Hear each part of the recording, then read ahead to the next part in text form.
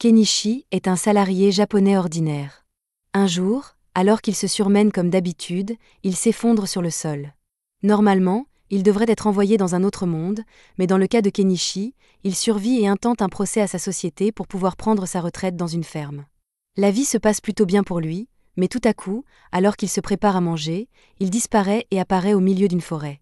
Il essaie de regarder autour de lui pour comprendre où il se trouve, mais tout ce qu'il trouve, c'est le squelette d'un chevalier déchu et un tas de plantes inconnues. Il a regardé beaucoup d'animes au cours de sa vie, et il sait qu'il s'agit probablement d'une aventure risquée. Pour le confirmer, il crie « Fenêtre d'état » pour voir s'il se passe quelque chose. À sa grande surprise, son écran de statut s'affiche, ce qui signifie qu'il est définitivement coincé dans un autre monde, et honnêtement, cela ne le dérange pas. Il vérifie son statut, mais il est un peu confus car il ne voit pas de barre de HP à l'écran. En revanche, il dispose de son compte Amazon, ce qui lui permet de faire autant d'achats impulsifs qu'il le souhaite.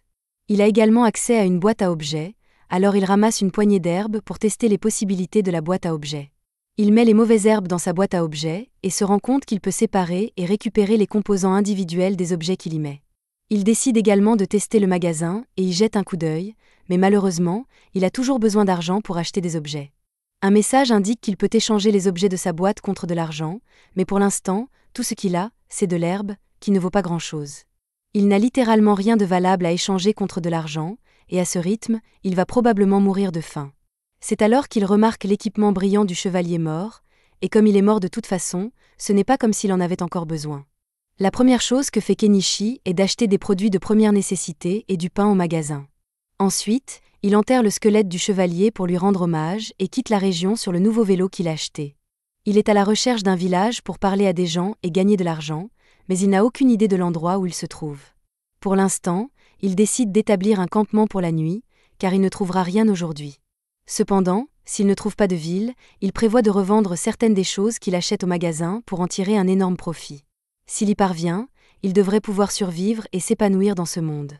Mais il y a un problème. Jusqu'à présent, Kenichi n'avait pas pensé qu'il serait dangereux de se trouver au milieu des bois. Une fois la nuit tombée, il se retrouve encerclé par une meute de loups qui n'ont pas l'air d'être amicaux. Kenichi panique, car il sait qu'il est mort s'il n'agit pas rapidement. Il se tourne donc vers son magasin et essaie immédiatement d'acheter le plus gros fusil qu'il puisse trouver. Malheureusement, il n'y a pas d'arme à feu, alors il se contente d'acheter un tas de feux d'artifice. Les feux d'artifice effraient un peu les loups, mais ce n'est finalement pas suffisant pour se débarrasser d'eux.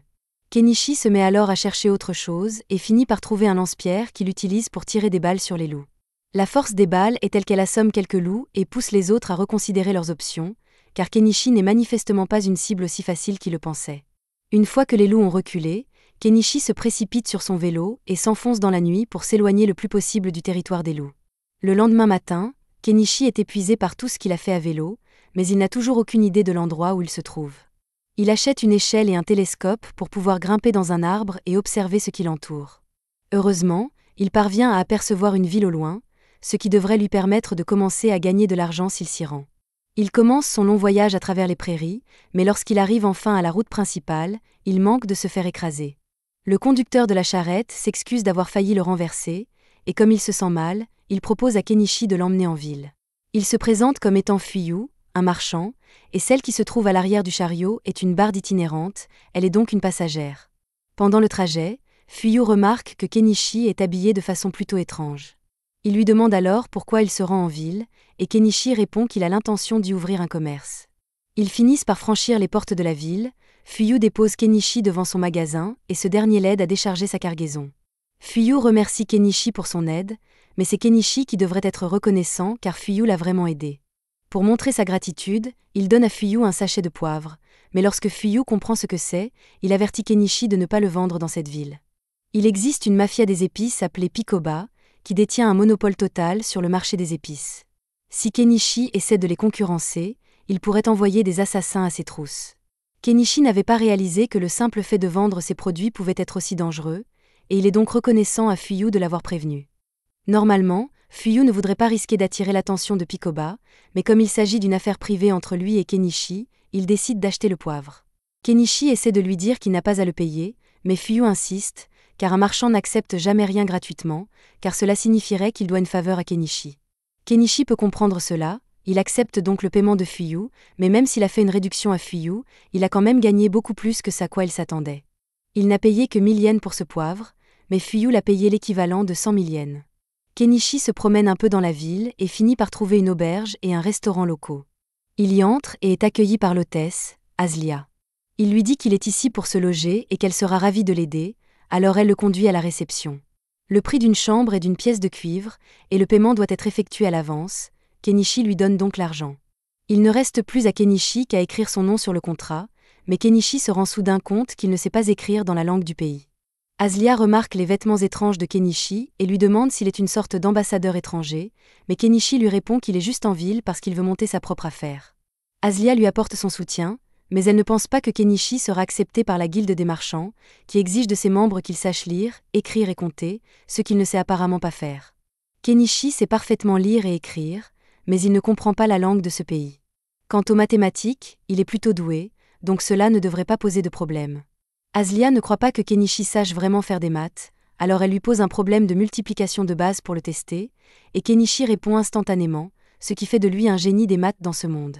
Aslia l'aide à écrire son nom sur le contrat, et comme Kenichi a besoin d'apprendre à lire et à écrire, il lui demande si elle serait prête à lui apprendre la langue de ce pays.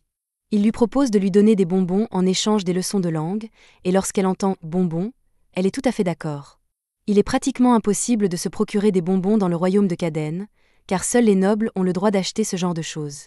En fait, si les nobles découvraient qu'elle a de si belles friandises, ils essaieraient probablement de les lui prendre, mais elle refuse que cela se produise. Une fois qu'Aslia s'est calmée, elle commence à enseigner à Kenichi la langue de ce monde, qui est assez facile à comprendre pour lui puisqu'elle est similaire au katakana du japonais.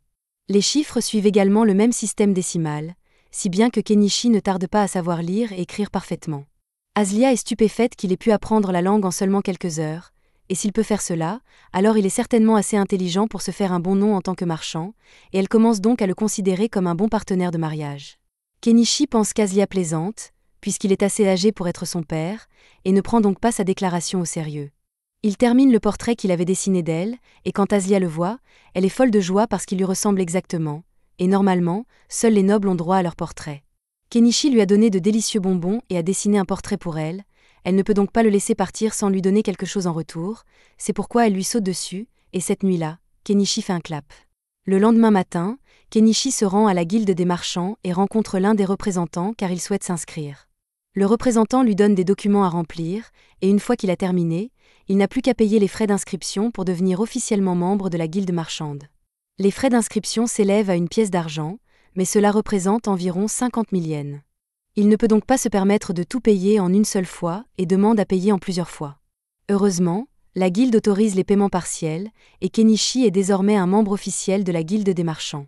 La réceptionniste lui remet une carte d'identité et lui demande de la garder en évidence chaque fois qu'il fait des affaires, car elle sert de preuve qu'il fait partie de la guilde des marchands. Maintenant qu'il s'est inscrit, Kenichi décide de se promener dans le marché pour voir combien coûtent les choses ici. Dans l'ensemble, tous les produits manufacturés sont beaucoup plus chers que s'ils étaient achetés dans son magasin. Les seules choses dont le prix est raisonnable sont les produits alimentaires, alors Kenichi achète un sac de fruits à un vendeur. Le lendemain, Kenichi travaille à la création d'un stand pour pouvoir vendre ses produits en ville, et Aslia est impressionnée par la facilité avec laquelle il a fabriqué. Pendant que Kenichi installe quelques prospectus, Aslia remarque qu'il utilise des pinces à linge, qui l'intéressent beaucoup car leur design est vraiment sympa. Les pinces à linge qui existent dans ce monde sont faites de bois et d'un élastique, mais elles se cassent si facilement qu'elles sont pratiquement inutiles. Elle demande à Kenichi s'il les vend aussi, mais ce dernier n'avait même pas envisagé que quelque chose d'aussi simple que des pinces à linge puisse avoir autant de valeur.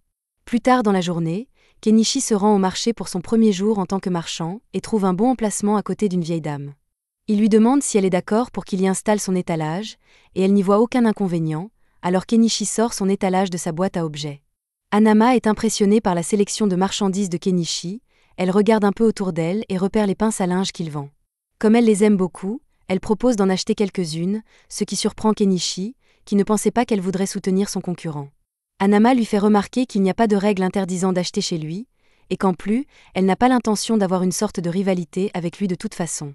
Au fur et à mesure que la journée avance, l'étal de Kenichi commence à attirer des clients, si bien que ses marchandises se vendent rapidement. En particulier, les pinces à linge sont devenues très populaires en raison de leur fiabilité, si bien que Kenichi pourrait probablement vivre de leur seule vente. Cependant, il sait que d'autres personnes finiront par créer des pinces à linge similaires, et il ne peut donc pas compter sur elles éternellement. À ce moment-là, un homme s'approche de l'étal de Kenichi, et d'après le fait qu'il porte une épée à la hanche et des vêtements finement confectionnés, Kenichi peut dire qu'il doit s'agir d'un noble. L'homme dit qu'il veut voir le couteau de Kenichi, alors Kenichi le laisse le tester. Lorsque l'homme est satisfait des tests de tranchant, il demande le prix. Kenichi lui dit que le couteau coûte 2 pièces d'argent, ce qui est assez cher, mais l'homme comprend pourquoi, car ce couteau est d'excellente facture. Il aimerait bien l'acheter, mais il a besoin d'une lame un peu plus longue. Kenichi vérifie donc dans son magasin s'il n'y a pas quelque chose de plus grand, et il finit par trouver un katana. L'homme adore le katana, mais Kenichi lui dit que le prix est d'une pièce d'or, ce qui est très cher, et l'homme ne sait pas s'il doit l'acheter ou non. Alors que Kenichi regarde l'homme essayer de se convaincre que le sabre est une dépense nécessaire, une fille chat commence à renifler son visage et à le lécher. C'est la première fois que Kenichi voit un peuple de bêtes, il est donc un peu effrayé au début, mais il se calme rapidement et leur demande ce qu'elles veulent acheter. Ils lui disent qu'ils veulent le tissu qu'il utilise pour couvrir son étal, et qu'à l'origine, ce tissu n'était pas destiné à être vendu, mais Kenichi est un homme d'affaires, alors s'ils veulent le tissu, il le vendra. Il leur dit qu'un tissu coûte 3 pièces de cuivre, mais que s'ils veulent en acheter 3, il leur fera une réduction et ne leur demandera que 8 pièces de cuivre. C'est une bonne affaire pour eux, mais le peuple des bêtes est vraiment mauvais en maths, donc ils ne comprennent pas du tout ce que Kenichi a dit et pensent qu'il essaie de les arnaquer. Le noble dit au peuple des bêtes que Kenichi leur dit la vérité et qu'ils n'ont donc pas à s'inquiéter de se faire arnaquer, alors ils le croient sur parole et achètent les tissus. L'homme décide également d'acheter l'épée car elle est incroyablement bien faite, et à la fin de la journée, Kenichi fait un très bon profit. Pendant ce temps, ailleurs dans la ville, une servante qui a acheté les pinces à linge de Kenichi les montre à sa maîtresse, Primula. Margaret demande à Primula si elles peuvent les utiliser dans le manoir car elles lui faciliteraient beaucoup le travail. Primula trouve que c'est une bonne idée et dit à Margaret d'aller en acheter d'autres demain. Mieux encore, elle veut vendre ses pinces à linge dans sa propre entreprise, car c'est une mine d'or d'opportunités, et elle s'en va demander la permission à son père. Ce soir-là, Kenichi prend un bain au bord du puits, et il aimerait vraiment avoir un bain chaud, mais les bains chauds n'ont pas encore été inventés, alors il va devoir en fabriquer un lui-même.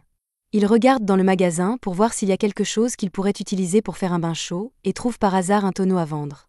Il a donc l'intention de le remplir d'eau et de le mettre sur le feu pour qu'il puisse à nouveau prendre un bain chaud. Si son idée fonctionne, il pourra peut-être en tirer profit. Par ailleurs, Kenichi a beaucoup profité de l'écran de sa boutique en ligne, mais il n'a aucune idée de son fonctionnement ni de la façon dont les colis lui parviennent. Pour être honnête, c'est bien trop beau pour être vrai, et Kenichi craint qu'on lui vole son âme en guise de compensation, mais pour l'instant, il ne sert à rien de s'inquiéter, alors il décide d'aller dormir. Pendant ce temps, dans la forêt, il y a une petite fille nommée Anémone, et elle est actuellement en fuite. Le lendemain, alors que Kenichi prépare son magasin, il décide de mettre à jour son inventaire et met en vente quelques bijoux. Ce ne sont pas des pierres précieuses, mais elles sont jolies, et il devrait pouvoir en tirer un bon profit. C'est à ce moment-là que Margaret, la servante d'hier, arrive et dit qu'elle est venue acheter d'autres pinces à linge à Kenichi. Il lui demande combien elle veut en acheter et est surpris d'entendre qu'elle en veut 100, mais elle a l'argent pour cela, alors il finalise la vente. Alors qu'il emballe les épingles pour elle, Margaret remarque certains des bijoux qu'il a disposés et demande s'ils sont faits de vrais diamants. Kenichi lui répond que les bijoux sont tous faits de verre poli, mais qu'ils sont tout de même très beaux. Margaret lui demande donc d'en mettre un de côté pour qu'elle puisse revenir l'acheter plus tard.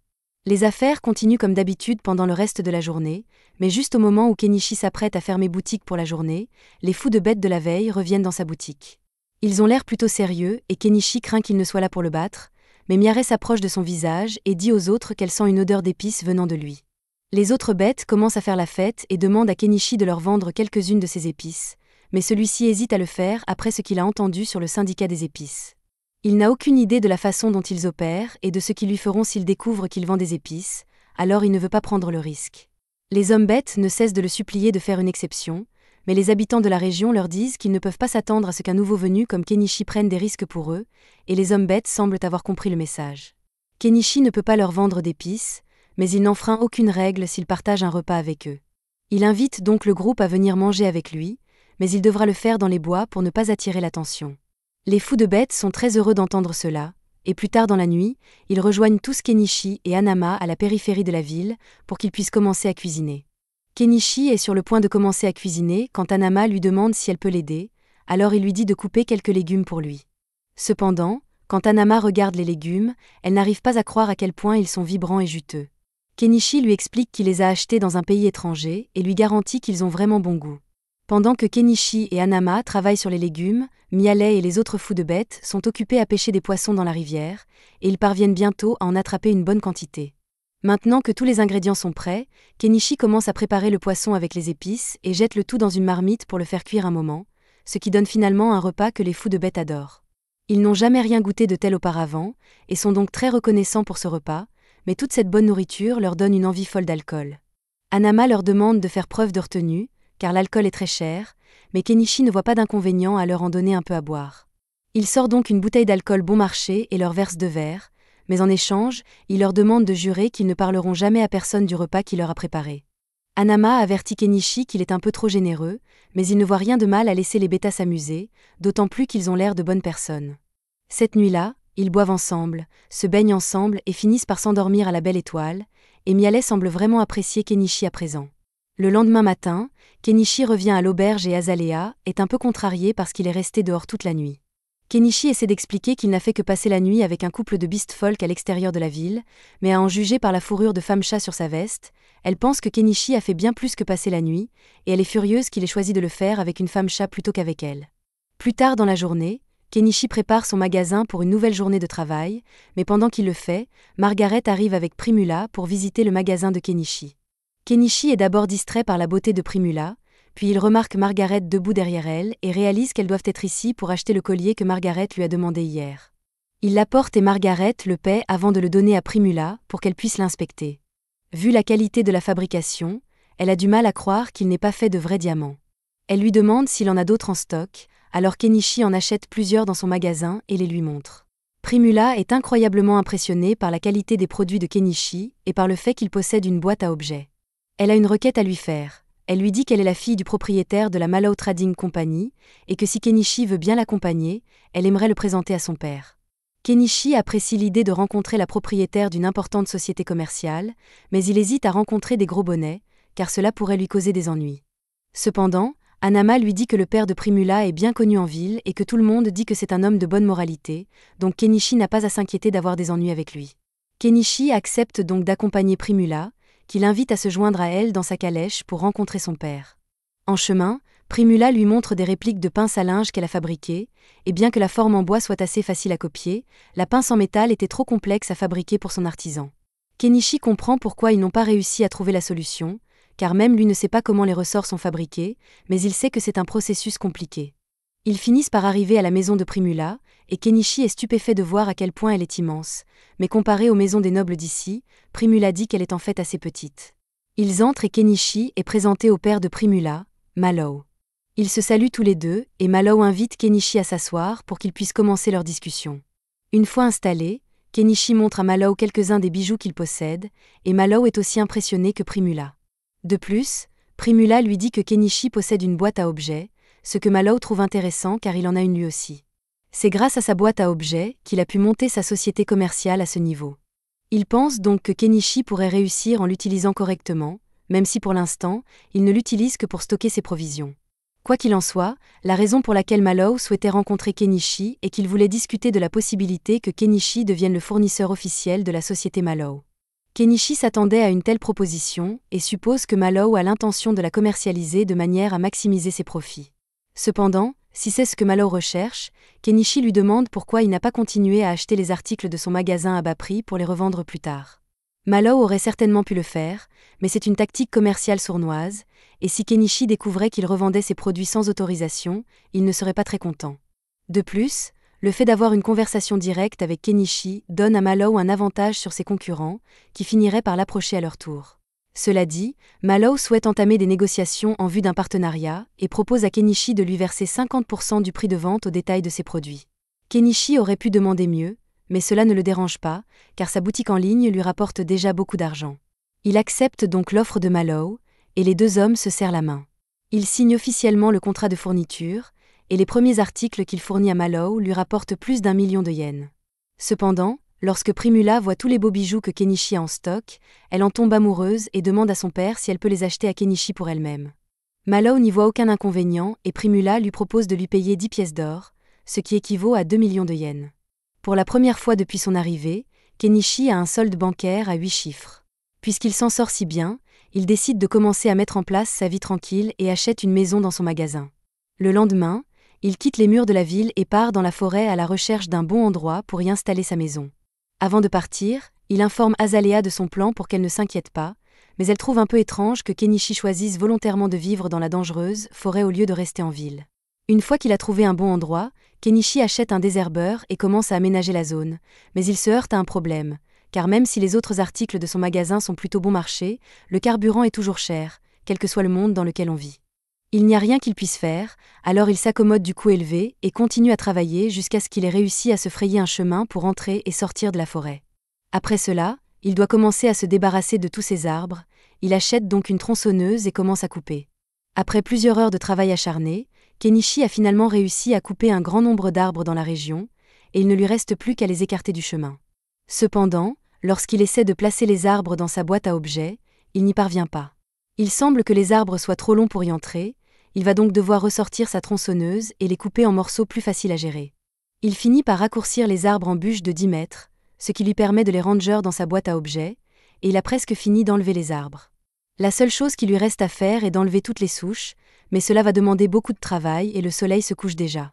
Le lendemain, Kenichi retourne dans la forêt pour terminer le travail, mais après avoir creusé la souche pendant un moment, il se rend compte que c'est beaucoup trop de travail pour un homme d'âge moyen comme lui, et plutôt que de s'abîmer le dos, il décide d'acheter une pelleteuse.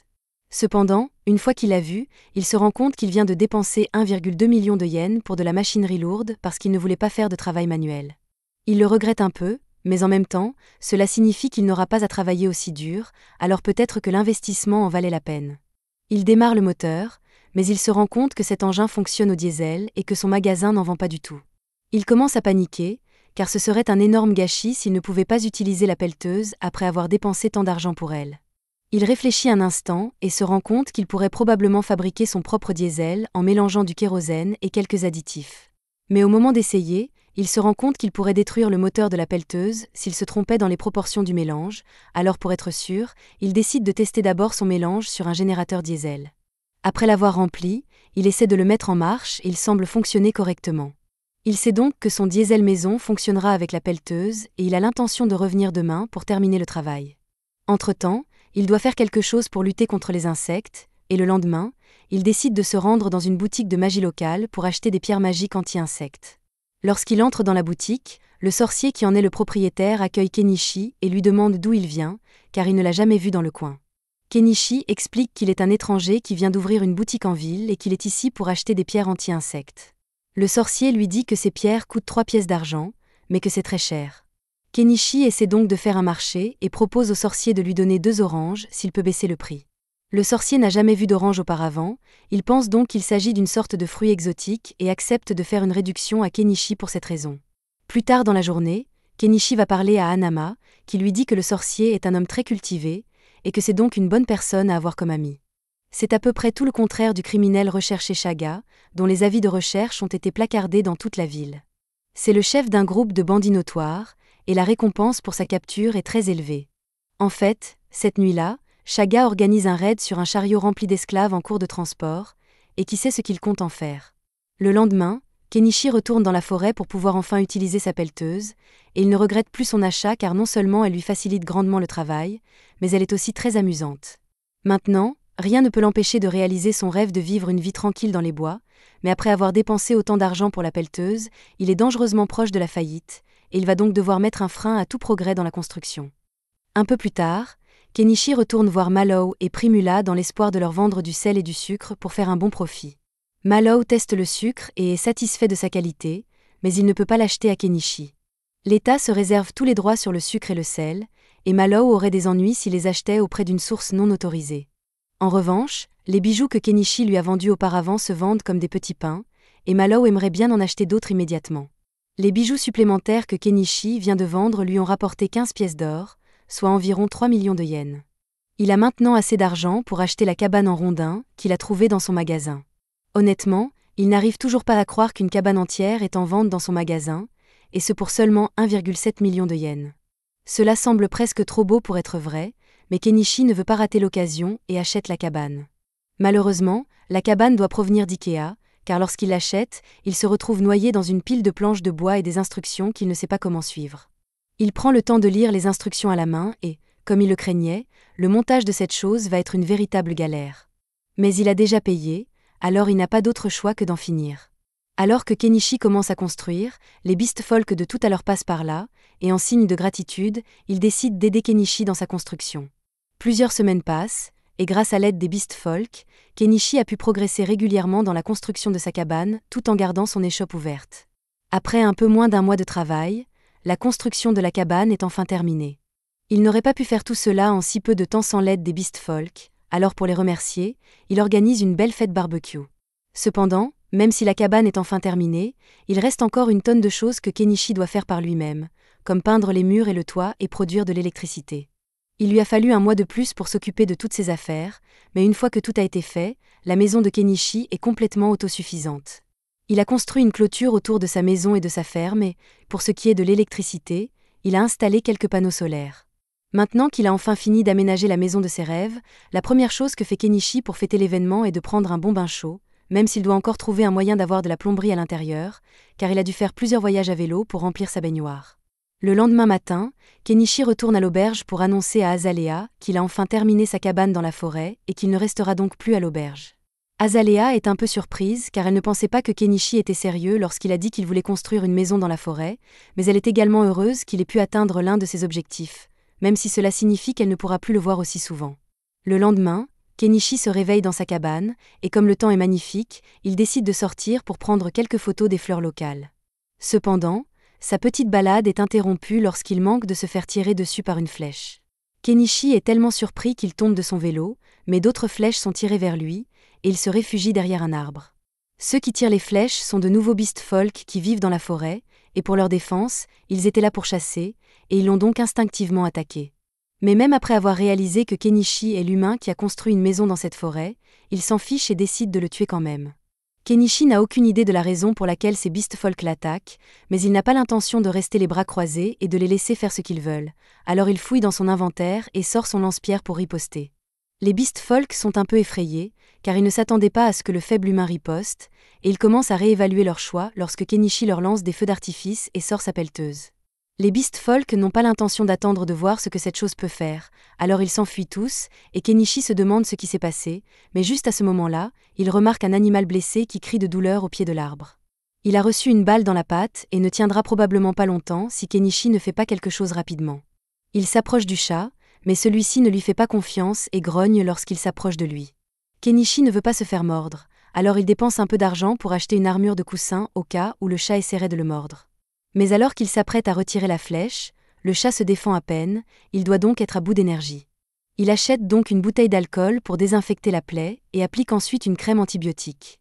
Les blessures du chat ont été soignées, mais il n'y a toujours aucune garantie qu'il survivra à l'air libre, alors Kenichi décide de le ramener chez lui. Il installe une couverture pour que le chat puisse se reposer, mais il n'a toujours pas bougé d'un poil depuis qu'il a soigné, et il commence à s'inquiéter.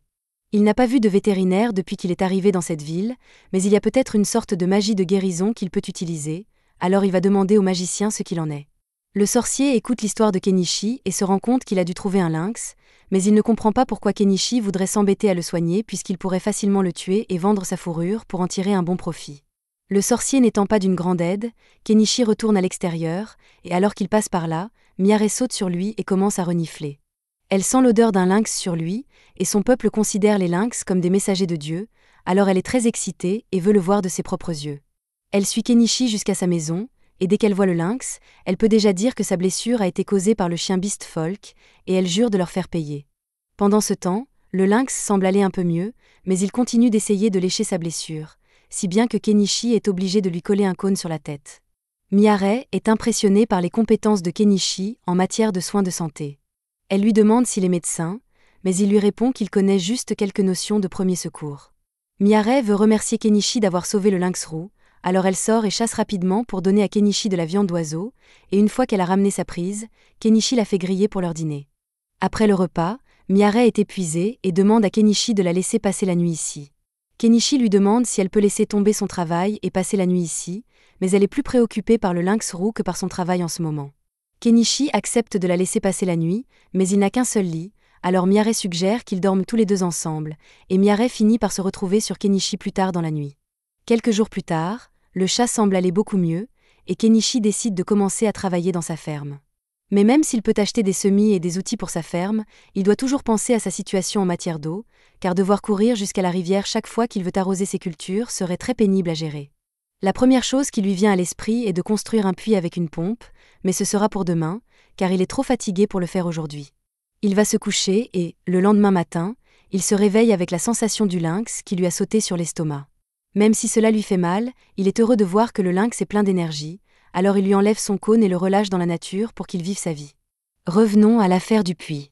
Kenichi décide de prendre quelques jours de congé pour s'occuper de son étable afin de pouvoir y travailler. Il perce un trou dans le sol et installe une pompe électrique, ce qui lui permet d'avoir accès à de l'eau fraîche chaque fois qu'il en a besoin. Pour fêter l'événement, il commence à remplir sa baignoire pour faire trempette, mais tout à coup, il entend Primula l'appeler. Il est surpris de la voir ici. Primula lui explique qu'il n'a pas ouvert son magasin aujourd'hui, qu'elle s'est inquiétée et que Miaré lui a parlé de sa cabane, alors elle a décidé de lui rendre visite. Elle est impressionnée par le fait que Kenichi ait pu construire tout cela tout seul, mais elle remarque ensuite la pelleteuse géante à côté de sa maison, et elle lui demande ce qu'il en est. Kenichi ne veut pas avoir à expliquer le fonctionnement de cette chose, alors il dit simplement qu'il s'agit de son familier invoqué pour rester simple. Primula le croit totalement, mais maintenant elle pense que Kenichi peut faire de la magie, alors il lui demande de garder le secret quand elle rentrera à la maison. D'ailleurs, à cette heure-ci, les portes de la ville ont déjà dû être fermées, et Primula ne pourra plus rentrer chez elle. Primula le sait déjà, c'est pourquoi elle a l'intention de passer la nuit avec Kenichi. Même lorsque Kenichi l'avertit qu'il n'a qu'un seul lit, elle insiste pour dire que c'est bon. À ce moment-là, elle remarque le tonneau derrière lui et demande à quoi il sert. Kenichi lui explique qu'il s'agit d'un bain chaud, ce qui enthousiasme Primula qui demande à l'essayer. À la tombée de la nuit, Kenichi a réchauffé le bain, Primula y entre donc et elle adore la sensation de chaleur. Mais le fait qu'elle se trouve au milieu des bois la rend un peu mal à l'aise, et elle commence à appeler Kenichi. Kenichi lui dit qu'il est assis de l'autre côté du mur, mais Primula dit qu'elle se sentirait mieux si elle pouvait le voir face à face. Après avoir pris son bain, Kenichi lui donne un peignoir pour qu'elle s'y change, et elle est ravie de la chaleur qu'il dégage, alors elle demande à Kenichi s'il peut le lui vendre. Kenichi lui dit qu'il n'est pas à vendre, mais elle continue à le supplier et il finit par accepter de lui vendre quelques peignoirs. Primula n'en revient pas de la variété de produits que Kenichi a à sa disposition. Elle est persuadée qu'il deviendrait le plus grand marchand du royaume s'il essayait de le faire. Cependant, Kenichi n'est pas intéressé par un tel objectif, car cela lui causerait beaucoup d'ennuis s'il attirait l'attention des nobles de la région. Tout ce qu'il veut, c'est mener une vie tranquille et gagner suffisamment d'argent pour être à l'aise. Primula lui promet donc de faire tout ce qui est en son pouvoir pour l'aider à mener une vie tranquille. Un peu plus tard, ils vont se coucher, mais Kenichi ne veut pas que ce qui s'est passé avec Miaré se répète. Il décide donc d'acheter un deuxième lit à Primula pour la nuit, afin d'éviter tout malentendu. Pendant ce temps, dans le camp des Outlaws, Shaga semble avoir reçu un travail de la part de quelqu'un de très important, ce qui pourrait lui valoir des ennuis à l'avenir. Le lendemain matin, Kenichi ramène Primula chez elle et décide de parler à Mallow des peignoirs dont Primula lui a parlé. Mallow est intrigué par ce tissu étrange et pense qu'il se vendra très bien. Puisqu'ils en sont là, Kenichi décide d'évoquer la possibilité de vendre quelque chose d'un peu plus épicé. Primula semble intéressée, mais Mallow rejette immédiatement cette idée. C'est alors que Margaret entre dans la pièce pour apporter à Mallow les registres qu'il a demandés. Comme Kenichi semble un peu curieux, Mallow explique qu'il est en train de réécrire tous les anciens registres parce que l'Empire vient de mettre au point un nouveau système génial de suivi des ventes appelé comptabilité en partie double. Kenichi est surpris, car le système de comptabilité en partie double était courant au Japon. Cela l'amène également à se souvenir d'une phrase de Mallow, selon laquelle l'influence de l'Empire s'étendrait plus rapidement grâce aux nouvelles inventions d'un homme en particulier. En effet, Mallow était sur le point d'aller tester l'une des dernières inventions de cet homme, et à la surprise de Kenichi, il s'agissait d'une pompe à eau. Il avait déjà des soupçons avant cela, mais pour que quelqu'un invente une pompe à eau aussi facilement, il faudrait qu'il connaisse déjà son fonctionnement, ce qui signifie qu'il y a peut-être quelqu'un d'autre dans ce monde qui a été envoyé ici par le Japon, et Kenichi est légèrement inquiet puisqu'il a maintenant de la concurrence. Les jours suivants, Primula rendra occasionnellement visite à Kenichi et passera la nuit chez lui, mais ce soir est spécial car elle doit partir demain pour une tournée de ravitaillement, et ne pourra donc pas lui rendre visite pendant un certain temps. Elle demande à Kenichi s'il a encore cette chemise de nuit épicée car elle aimerait la lui acheter. Kenichi demande alors s'il y a un homme qu'elle essaie de séduire et Primula répond en disant que c'est lui qu'elle recherche. Kenichi ne sait pas quoi répondre, mais il pense que ce n'est pas bien pour lui d'avoir ce genre de relation avec Primula, d'autant plus qu'il est ami avec Mallow, et qu'il n'y a aucune chance que Mallow soit d'accord pour que Primula ait une relation avec un vieil homme comme lui. Cependant, Primula dit à Kenichi qu'elle a déjà obtenu l'accord de son père, et que cela ne posera donc pas de problème. Malgré cela, Kenichi a encore beaucoup trop de choses à faire en ce moment, et il ne peut pas gérer une relation. Il demande à Primula si elle accepterait de mettre la discussion sur la relation en suspens pendant un certain temps. Primula comprend, mais elle dit qu'elle aimerait partager le même lit que Kenichi au moins une fois avant de partir, même si c'est juste pour dormir à côté de lui. Le lendemain matin, Kenichi reçoit la visite inattendue d'un chevalier, qui s'avère être celui à qui il a vendu une épée la dernière fois. Son nom est Northball, et il a été envoyé ici pour enquêter parce qu'il y a eu des rapports sur un vieil homme étrange vivant dans les bois. Mais comme il connaît déjà Kenichi, il peut affirmer qu'il ne se passe rien de sinistre ici. Avant de partir, il raconte à Kenichi une nouvelle intéressante qu'il a entendue récemment. Un mage de l'Empire a créé un condiment merveilleux, la mayonnaise, et il a réussi à vaincre un dragon avec ce condiment. Il ne fait aucun doute pour Kenichi que cet homme mystérieux doit venir du Japon, et avec tout ce qu'il a accompli jusqu'à présent, Kenichi se sent vraiment surclassé. Mais comme il n'a pas l'intention de le rencontrer de sitôt, le mois suivant se déroule sans problème. Kenichi est assis à son étal un après-midi lorsqu'il se rend compte que la caravane d'approvisionnement de Primula devrait bientôt revenir, et il prévoit donc de lui rendre visite dans la journée. Cependant, à ce moment-là, il entend une grande agitation sur la place de la ville et se lève pour aller voir de quoi il s'agit. Apparemment, une caravane a été attaquée par des bandits, et tout le monde à bord a été kidnappé, y compris Primula. Mallow supplie les aventuriers dans les rues de l'aider à sauver sa fille, mais comme le bandit qui l'a enlevé est l'infâme hors-la-loi Shaga, personne ne veut prendre le risque de s'opposer à lui. Il faudra des jours avant que l'ordre des chevaliers ne puisse organiser une mission de sauvetage dans ces circonstances. Pendant ce temps, Primula est enfermée dans une cage par Shaga et ses hommes de main. Elle est encore indemne pour l'instant, mais c'est parce que Shaga a l'intention de la vendre à des nobles malades pour arrondir ses fins de mois, et que ses chances de s'échapper par ses propres moyens sont pratiquement nulles. Mallow sait que ce n'est qu'une question de temps avant que Primula ne connaisse un sort terrible. Il est donc prêt à tout pour la sauver et se tourne vers Kenichi pour lui demander de l'aide. Kenichi n'est absolument pas capable de se battre, mais il se soucie beaucoup de Primula, et il finit par accepter de faire quelque chose pour remédier à la situation. Cependant, il n'a pas assez d'argent pour mener à bien son projet. Il dit donc à Mallow qu'il va avoir besoin d'argent pour faire ses préparatifs. Sans hésiter, Mallow lui tend un sac de pièces d'or, car il est prêt à donner à Kenichi toutes les pièces qu'il possède, à condition qu'il puisse ramener Primula saine et sauve. Il explique à Kenichi que la base d'opération de Shaga se trouve dans les ruines, à 50 km à l'ouest de Dahlia, et que c'est une sacrée distance. Il regarde les voitures disponibles dans son magasin et décide finalement d'acheter un camion. Mais avant de le faire, il prévient tout le monde qu'il est sur le point d'utiliser la magie d'invocation et qu'il faut donc s'éloigner. Il entonne ensuite un petit chant ridicule pour faire croire à tout le monde qu'il s'agit bien de magie d'invocation, et une fois que son camion apparaît, il monte dessus et demande si quelqu'un est prêt à venir se battre avec lui. Shaga a une énorme prime sur sa tête, alors s'ils parviennent à la battre, il y aura une énorme récompense pour tout le monde. Cependant, aussi alléchant que cela puisse paraître, personne n'accepte l'offre de Kenichi, car Shaga est une trop grande menace. Kenichi commence à s'inquiéter de devoir faire cela tout seul, mais c'est alors que le lynx qu'il a sauvé le mois dernier s'approche de lui, et même s'il ne parle pas le chat, il peut dire que le lynx lui dit qu'il veut l'aider. En parlant de chat, Mialet et les autres bêtes veulent aussi aider Kenichi, car ils lui doivent une faveur pour toute l'aide qu'il leur a apportée. Kenichi est heureux de voir qu'il a des gens de son côté, alors pour les préparer au combat, il achète un arc à poulie pour Mialet et une hache et quelques épées pour les frères de Mialet. À ce moment-là, il entend quelqu'un dire qu'il veut l'aider, et quand il regarde en bas, il trouve Paul debout. Kenichi est beaucoup plus rassuré de savoir qu'un chevalier expérimenté va les accompagner, mais il est un peu curieux de savoir pourquoi Paul se promène en ville avec son armure complète. Paul explique qu'il vient de faire fabriquer sa nouvelle épée avec l'acier que Kenichi lui a donné, et qu'il a donc cherché toute la journée une occasion de l'utiliser, et que tuer des bandits serait l'excuse parfaite. Il y a encore une personne qui dit vouloir venir, mais il s'agit du propriétaire du magasin de magie, et Kenichi essaie de lui dire que c'est trop dangereux pour un vieil homme comme lui. Cependant, le vieil homme révèle qu'il était un mage à l'époque, et bien qu'il soit vieux, ses sorts de feu sont toujours aussi mortels qu'il était à l'époque de sa splendeur. Kenichi reconnaît que l'homme serait utile au combat, et il le laisse donc venir, mais Anama dit alors qu'elle veut venir aussi. Kenichi tente de lui dire de rester en arrière, car elle ne pourrait rien apporter dans un combat, mais même si elle n'est pas capable de se battre, elle dit qu'elle peut toujours apporter un soutien moral et préparer de la nourriture pour le groupe. Elle promet également de s'enfuir à la seconde où le combat commencera, afin que Kenichi n'ait pas à se préoccuper de sa protection. Il finit par accepter d'emmener Anama avec lui pour le soutenir moralement, mais il s'arrête quand Mallow dit qu'il veut venir aussi. Il lui dit alors de rester ici et d'attendre que Primula revienne saine et sauve. Kenichi demande une fois de plus si quelqu'un d'autre veut venir avec eux, mais tous les autres sont trop effrayés à l'idée de se battre contre Shaga, alors ils reculent tous, et la foule disparaît. Avant de partir, Kenichi se rend à la guilde et s'inscrit en tant qu'aventurier, tout en signalant officiellement qu'il va s'occuper de la prime de Shaga.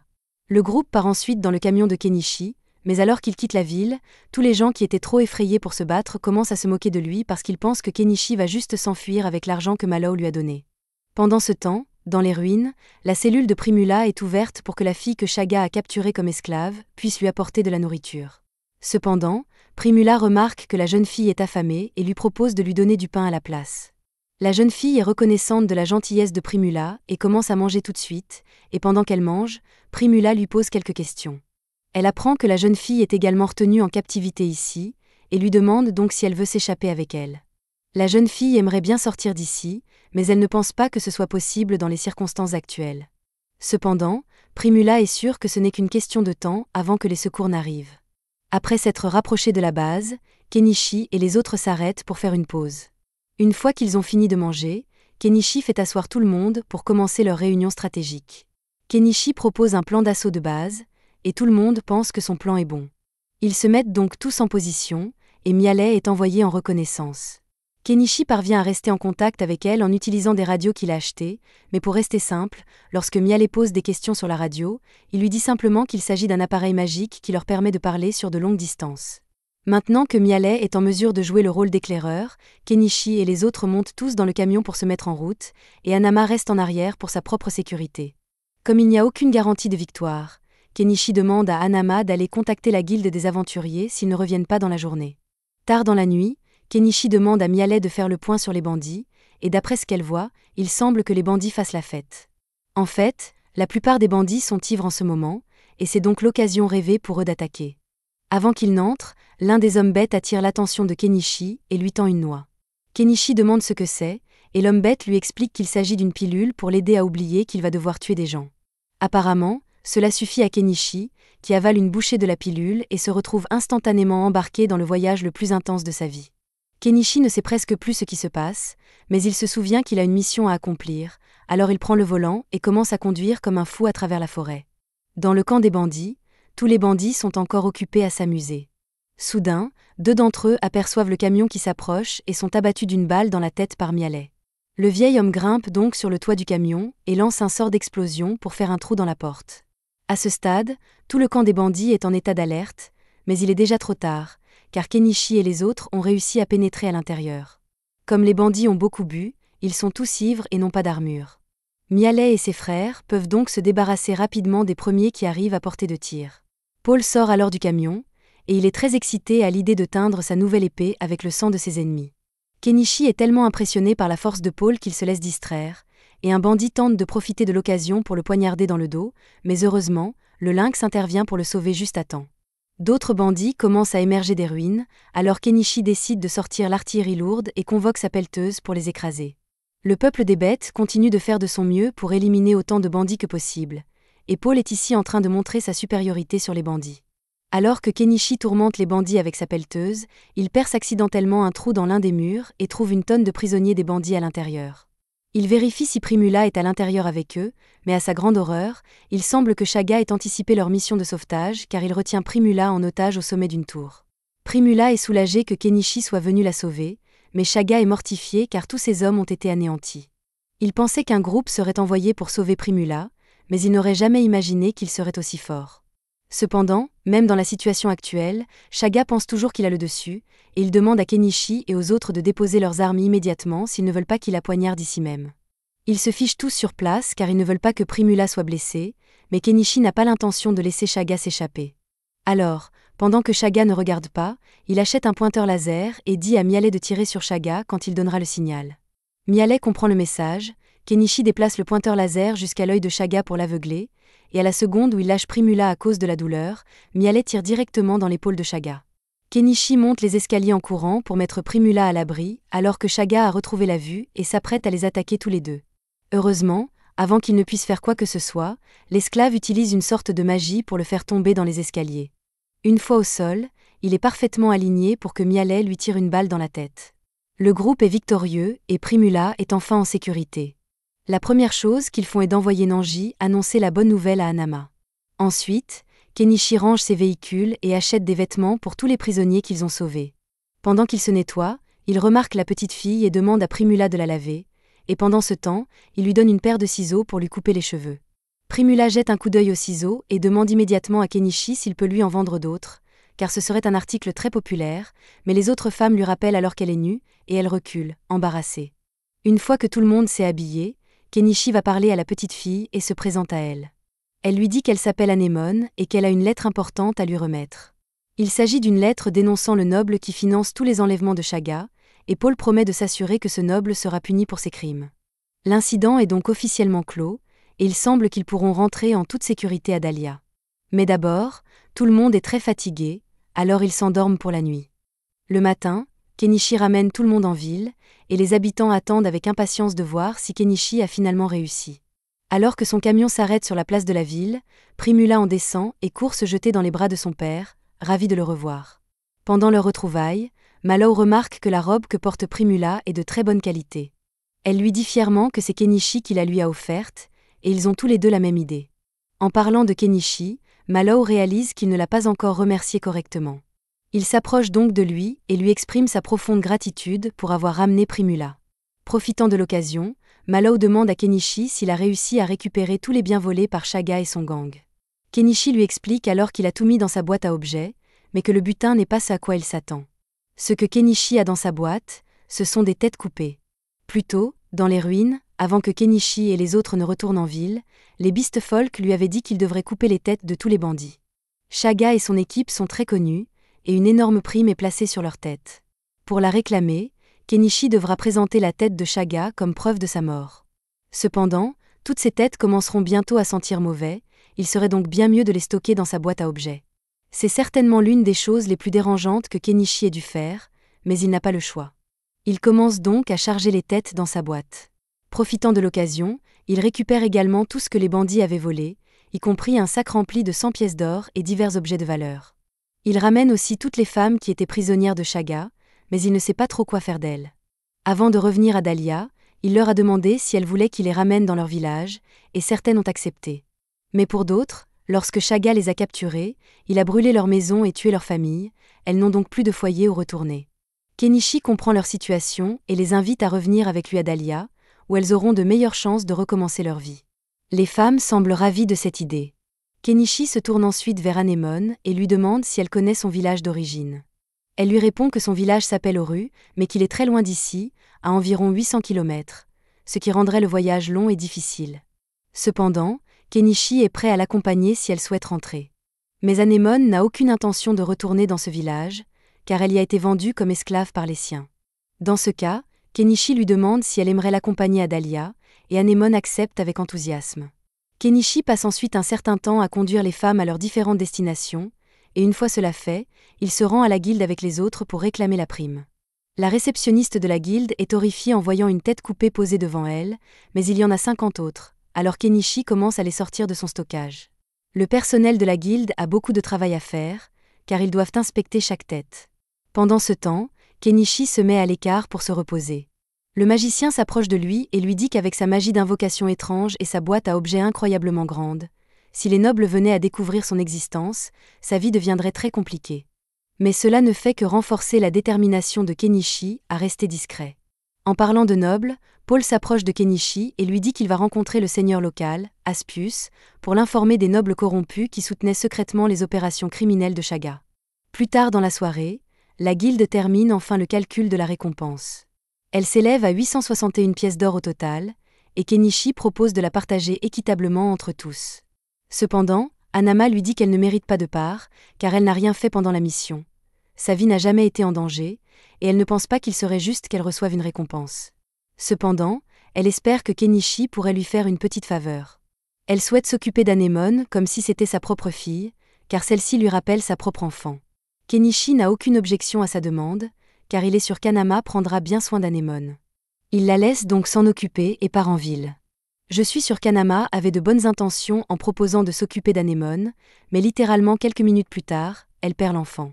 Pendant ce temps, Kenichi se rend à l'auberge d'Azalea pour y passer la nuit, car il est trop tard pour retourner dans la forêt. Il donne à manger au Bobka et le remercie de l'avoir protégé pendant leur mission. Il entre ensuite dans l'auberge, et dès qu'Azalea l'aperçoit, elle est ravie, car cela fait longtemps qu'elle ne l'a pas vu. Azalea a entendu une rumeur selon laquelle Kenichi aurait abattu une tonne de bandits, alors elle lui demande si c'est vrai, mais Kenichi le nie, car il ne veut pas attirer trop l'attention sur lui.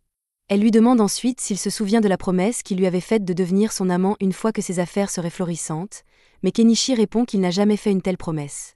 Plus important encore, il veut savoir si elle a une chambre disponible pour lui, et elle lui dit que sa chambre habituelle est toujours libre. Kenichi monte à l'étage et s'endort, épuisé. Mais plus tard dans la nuit, une certaine personne se glisse dans sa chambre, et il la sent sous les couvertures. Il sait déjà ce qu'Azalea veut, mais il lui dit qu'il est bien trop fatigué pour ce genre d'activité. Malgré cela, Azalea insiste, car elle ne voit pas Kenichi souvent. Elle monte sur lui, et ils sont sur le point de commencer, quand ils remarquent qu'un enfant les observe. Cela tue complètement l'ambiance, et finalement, Azalea retourne dans sa chambre, tandis qu'Anemone passe la nuit dans la chambre de Kenichi. Kenichi pense qu'Anama doit être très inquiète pour Anemone, alors il se rend à son magasin pour voir si elle est là, mais il ne la trouve pas. Il décide donc de terminer ses courses pour la journée. Il a encore beaucoup de butin provenant du camp de Shaga, alors il se rend d'abord au magasin d'armes pour vendre les épées et les boucliers qu'il a récupérés. Ensuite, il vend le reste des objets de valeur à l'entreprise de Mallow pour 35 pièces d'or et apporte les meubles au magasin du vieil homme pour 22 pièces d'or. Comme le butin doit être partagé équitablement, chacun reçoit 12 pièces d'or. Maintenant que tout est réglé, Kenichi pense qu'il est enfin temps de rentrer chez lui. Une fois arrivé, Anemone est émerveillée par la beauté de la maison, mais à sa grande surprise, elle trouve Anama qui l'attend à l'intérieur. Anama était folle d'inquiétude pour Anemone, mais elle pensait que Kenichi la retrouverait et la ramènerait chez lui, alors elle l'a attendu là. Cependant, Anemone dit qu'elle veut vivre avec Kenichi plutôt qu'avec Anama. Anama ne comprend pas pourquoi elle veut soudainement rester avec Kenichi, alors elle essaie de la convaincre qu'il serait mieux de vivre avec elle, mais Anemone a déjà pris sa décision. Anama ne veut pas la forcer, alors elle lui dit simplement qu'elle est toujours la bienvenue pour lui rendre visite quand elle le souhaite. Anama retourne ensuite en ville, et Kenichi rentre chez lui avec Anemone. En chemin, Kenichi demande à Anemone pourquoi elle veut vivre avec lui, mais il n'y a pas de raison philosophique profonde. Kenichi cuisine simplement très bien, et elle l'apprécie pour ça. Ensuite, les deux prennent un bain ensemble et vont se coucher. Cette nouvelle situation va demander un temps d'adaptation, mais après tout, il ne serait pas étrange qu'il ait une fille de l'âge d'Anemone. Kenichi finit par s'endormir, mais pendant qu'il repose, plusieurs hommes encapuchonnés commencent à observer sa maison. Heureusement, ces individus suspects ne font rien pour l'instant, et la vie continue normalement pour Kenichi. 2 semaines passent, et grâce à la contribution de Paul dans la bataille contre Shaga, il a reçu le titre de baron, ainsi qu'un domaine. La rumeur dit qu'il est actuellement à la recherche d'une épouse. Par ailleurs, Kenichi avait montré à Mallow et Primula un dessin de bicyclette il y a quelque temps, mais ils avaient éclaté de rire, trouvant l'idée trop stupide pour être rentable. Cependant, ils ont ensuite réalisé à quel point les bicyclettes étaient utiles. Ils se sont excusés auprès de Kenichi pour avoir ri de lui et lui ont même offert 5 pièces d'or pour son idée. Aujourd'hui, les bicyclettes sont assez répandues dans le pays, et Kenichi est content que son idée ait eu un tel impact. Cependant, il se sent toujours un peu mal à l'aise, car il a l'impression d'être surveillé. Il ignore cette sensation pour l'instant et se rend à la guilde pour recevoir le paiement final de la récompense. Une fois qu'il a l'argent, il le partage équitablement. Même si Anama avait dit qu'elle ne voulait pas de part, il lui donne quand même un peu d'argent. Anama ne pense pas le mériter, mais elle accepte sa gentillesse, et en retour, donne une pomme à Anemone. Tout semble bien se passer, mais Kenichi ressent soudainement à nouveau qu'il est surveillé, et cette fois, il est sûr de ne pas imaginer des choses, car il voit la personne qui l'espionne. Cela pourrait être mauvais, alors il prend la main d'Anemone et essaie de quitter les lieux, mais il se rend vite compte qu'il est suivi par d'autres hommes encapuchonnés. Il est coincé, et sa seule option est de s'enfuir dans une ruelle pour essayer de s'échapper. Cependant, au bout de la ruelle, il se retrouve bloqué par un carrosse.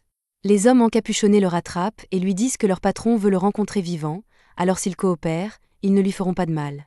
Kenichi n'a pas vraiment le choix, alors il fait semblant de se soumettre à leurs ordres, mais juste avant qu'ils ne le fassent monter dans le carrosse, il sort des pétards de son inventaire et les lance sur les hommes encapuchonnés et dans le carrosse. Cela crée suffisamment de distraction pour qu'il et Anemone se glissent sous le carrosse. Maintenant qu'il a pris de la distance, il sort une arbalète et la pointe vers les hommes. Il les menace de tirer s'ils ne le laissent pas tranquille, et comme les ravisseurs n'ont pas d'armes à longue portée, ils sont obligés de fuir. Kenichi est soulagé d'avoir réussi à s'échapper, et quelques instants plus tard, Mallow arrive dans son carrosse, ayant entendu le tumulte. Il propose à Kenichi et Anemone de les emmener, et pendant le trajet, Kenichi lui raconte tout ce qui s'est passé. Il pense que cela doit être l'œuvre d'un noble faisant partie de la faction anti-monarchie, et il suggère à Kenichi d'aller rencontrer le seigneur local, Aspius, pour obtenir une protection.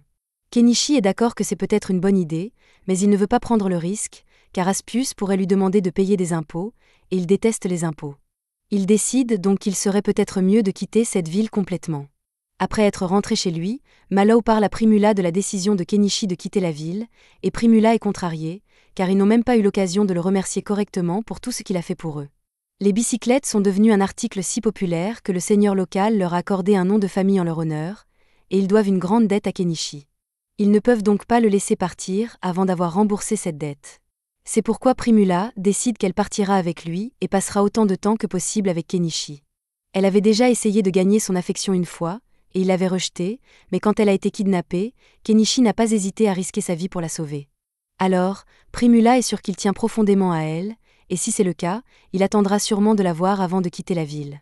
Eh bien, il semble que Kenichi ne tenait pas autant à elle qu'elle le pensait, car il est parti, emportant toute sa maison avec lui. Pendant ce temps, Kenichi roule sur sa nouvelle moto, et je suppose qu'il doit être confiant dans ses compétences de conducteur, car il a acheté un casque pour Anémone, mais pas pour lui-même. En roulant, il tombe sur un visage familier, alors il s'arrête à côté de Fuyu et le salue. Cela fait longtemps qu'il n'a pas vu Fuyu, alors ils discutent un peu, et Fuyu apprend que Kenichi est finalement devenu marchand. Il découvre également que Kenichi est à l'origine de l'invention de la bicyclette, qu'il a maintenant une fille, et qu'il voyage actuellement, mais il est curieux de savoir où ils se rendent. Kenichi explique que lui et sa nouvelle famille partent en voyage, bien qu'ils ne sachent pas exactement où ils vont. Fuyu leur souhaite bonne chance pour leur voyage, alors Kenichi et les autres remontent sur la moto et continuent leur route. Kenichi et Anémone voyagent depuis longtemps maintenant, et ils se trouvent à environ 100 km de Dahlia, mais seulement à 6 km de la prochaine ville, Astrantia. Entre-temps, Kenichi a campé avec Anémone et préparé toutes sortes de plats délicieux, ce qui se rapproche beaucoup du style de vie paisible qu'il a toujours souhaité. Cependant, comme Anémone est avec lui, il souhaite trouver un endroit où s'installer rapidement pour son bien-être. Pour l'aider à localiser la prochaine ville, Kenichi achète un drone et le fait voler pour explorer les environs. Il découvre que la rivière mène à un lac, et Astrantia doit se trouver de l'autre côté. Il décide donc de suivre le courant avec Anémone et le lynx. Ils arrivent finalement à un endroit offrant une vue magnifique sur le lac. Kenichi laisse Anémone et le lynx jouer dans l'eau un moment, et comme l'endroit lui plaît beaucoup, il décide d'y construire sa nouvelle maison. Après avoir défriché la végétation, Kenichi sort sa maison de sa boîte à objets. En installant les choses, il réalise qu'il n'a jamais donné de nom au lynx. Après quelques minutes de réflexion, il lui donne le nom de Vel. Ce soir-là, il commence à donner des leçons de lecture et d'écriture à Anémone. Elle est intelligente et comprend rapidement, mais elle a du mal avec les mathématiques. Pendant qu'Anémone se creuse la tête pour résoudre les problèmes, Kenichi consulte la vitrine de son magasin pour voir s'il peut obtenir du diesel à bas prix. Jusqu'à présent, il utilisait du kérosène et des additifs pour fabriquer son propre diesel, mais il se souvient d'avoir vu une émission expliquant qu'on peut produire du biodiesel à partir d'huile de cuisson. Ne comprenant pas bien le processus, il décide d'acheter quelques livres sur le sujet. Pendant qu'il lit, Anémone termine ses devoirs et demande à Kenichi si elle peut lire avec lui. Kenichi lui explique qu'elle ne comprendra pas car le livre est écrit dans la langue de son pays d'origine, mais Anémone insiste pour apprendre cette langue. Kenichi achète donc un livre pour enfants à Anémone, qui se met immédiatement à l'étudier. Ensuite, Kenichi commence à installer un camouflage pour sa maison afin qu'elle ne se démarque pas trop.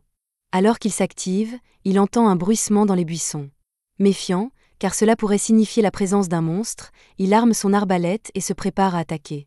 À sa surprise, la source du bruit est Mialet. Elle était dévastée lorsque Kenichi avait disparu sans lui dire au revoir, alors elle a travaillé dur pour suivre sa trace jusqu'ici. Maintenant qu'elle est là, elle n'a nulle part où aller et annonce qu'elle vivra avec Kenichi à partir de maintenant. Kenichi ne s'y oppose pas, et Anémone semble bien s'entendre avec Mialet, il est donc convenu qu'elle restera avec eux. Pendant le dîner, Kenichi lui demande s'il s'est passé quelque chose d'intéressant depuis qu'il a quitté Dahlia. Mialet ne se souvient pas de grand-chose, mais elle mentionne que Paul a demandé Primula en mariage, et qu'ils vont bientôt se marier. Kenichi est content que Primula ait réussi à tourner la page et à s'engager avec un homme bien comme Paul, mais il ne pourra pas assister au mariage car il est trop loin. Plus tard dans la soirée, Kenichi prend son bain habituel avec Anémone, tandis que Mialet se lave à côté d'eux. Une fois sec, il rentre à l'intérieur. Anémone montre à Mialet le livre japonais que Kenichi lui a offert, et Mialet l'apprécie beaucoup car, même si elle ne comprend pas les mots, les images rendent l'histoire facile à suivre. Cela donne une idée à Kenichi. Comme les livres sont très précieux dans ce monde, il pourrait probablement faire de bons profits en vendant des livres illustrés ici. Cependant, les histoires du Japon ne plairaient probablement pas aux habitants de ce monde, alors Kenichi demande à Anemone et Mialet si elles connaissent des légendes locales. Elles sont enthousiastes à l'idée d'en parler, car elles connaissent de nombreuses légendes anciennes, mais une en particulier retient l'attention de Kenichi, celle de l'elfe de la forêt. Kenichi trouve l'histoire excellente et commence immédiatement à dessiner des illustrations pour elle. Une fois les dessins terminés, il achète une presse à encre pour créer plusieurs copies du livre. Il offre les 2 premières copies à Mialet et Anemone, qui adorent leurs livres. Cependant, alors qu'elles admirent les images, Kenichi remarque un bateau qui approche. Craignant des ennuis, il demande aux filles de rentrer à l'intérieur. Lorsque le bateau accoste, Kenichi pointe son arbalète vers les hommes à bord et exige de savoir pourquoi ils sont là. L'homme lui dit de se calmer, car il n'est pas là pour causer des problèmes. Il vient du village de Santanka et, ayant remarqué que quelqu'un s'était installé de l'autre côté du lac, il est venu vérifier qu'il n'y avait pas de bandits. Kenichi se calme un peu et baisse son arbalète, expliquant qu'il est un marchand qui vient de s'installer. À ce moment, Vel s'approche de Kenichi, et l'homme bête est surpris, car les lynx ne s'attachent normalement pas aux humains. Le fait que Kenichi en ait apprivoisé un lui donne une bonne impression. Crouton décide de faire confiance à Kenichi et se présente, suivi de Nya. Kenichi leur fait visiter sa maison pour prouver qu'il ne fait rien de dangereux, et tout semble normal. Crouton s'excuse pour l'intrusion et se prépare à partir, mais avant de partir, il remarque les livres que Kenichi a créés sur la table et lui demande s'il peut en acheter un pour sa fille, et Kenichi accepte. Une fois Crouton et Nya partis, Kenichi et les filles déjeunent ensemble. Ensuite, Anemone passe du temps à lire dans la maison, tandis que Kenichi part dans la forêt à la recherche de plantes médicinales. Mialet le rejoint, et comme Anemone est occupée, elle espère passer un moment seule avec Kenichi. Kenichi ne peut pas refuser, et des choses se passent entre eux. Plus tard, Kenichi se lance dans son dernier projet, et on pourrait presque l'appeler Walter tellement il cuisine avec passion. Malheureusement, sa combinaison de protection le fait beaucoup transpirer, alors il doit faire une pause et se baigner dans la rivière. De retour au travail, on découvre que Kenichi essaie de synthétiser du biodiesel à partir d'huile de cuisson. Bien que ce soit très dangereux, s'il réussit, il pourra produire du diesel sans dépenser une fortune. Vient ensuite la phase risquée, tester le carburant. Il le pompe dans le générateur, et heureusement, il n'explose pas. L'expérience de Kenichi est un succès. Leur prochaine étape est de visiter la ville d'Astrantia. Kenichi part donc avec Mialet et Anemone. Leur premier arrêt en entrant dans la ville est la guilde des aventuriers, car Kenichi doit s'y inscrire. Il se dirige vers le bureau de la réceptionniste, mais Kenichi est distrait par 2 choses qu'il ne peut s'empêcher de remarquer. Sortant de sa rêverie, Kenichi explique à la réceptionniste qu'il souhaite s'inscrire à la guilde des aventuriers et à la guilde des marchands de la ville. Mialet s'inscrit également comme aventurière. La réceptionniste prend leurs identifiants et part les enregistrer, mais à son retour, elle est un peu perturbée car elle vient de voir le dossier de Kenichi et réalise qu'il est celui qui a vaincu Shaga. Kenichi lui demande de ne pas crier, car il préfère rester discret. La réceptionniste comprend rapidement et lui confirme que son inscription est terminée. Après avoir quitté la guilde, il s'assoit sur la place de la ville pour manger. Cependant, comme les épices de ce pays sont contrôlées par le syndicat des épices, la nourriture est fade et peu appétissante. Anemone et Mialet n'apprécient clairement pas leur repas, alors Kenichi leur donne un peu de son mélange d'épices pour rehausser le goût.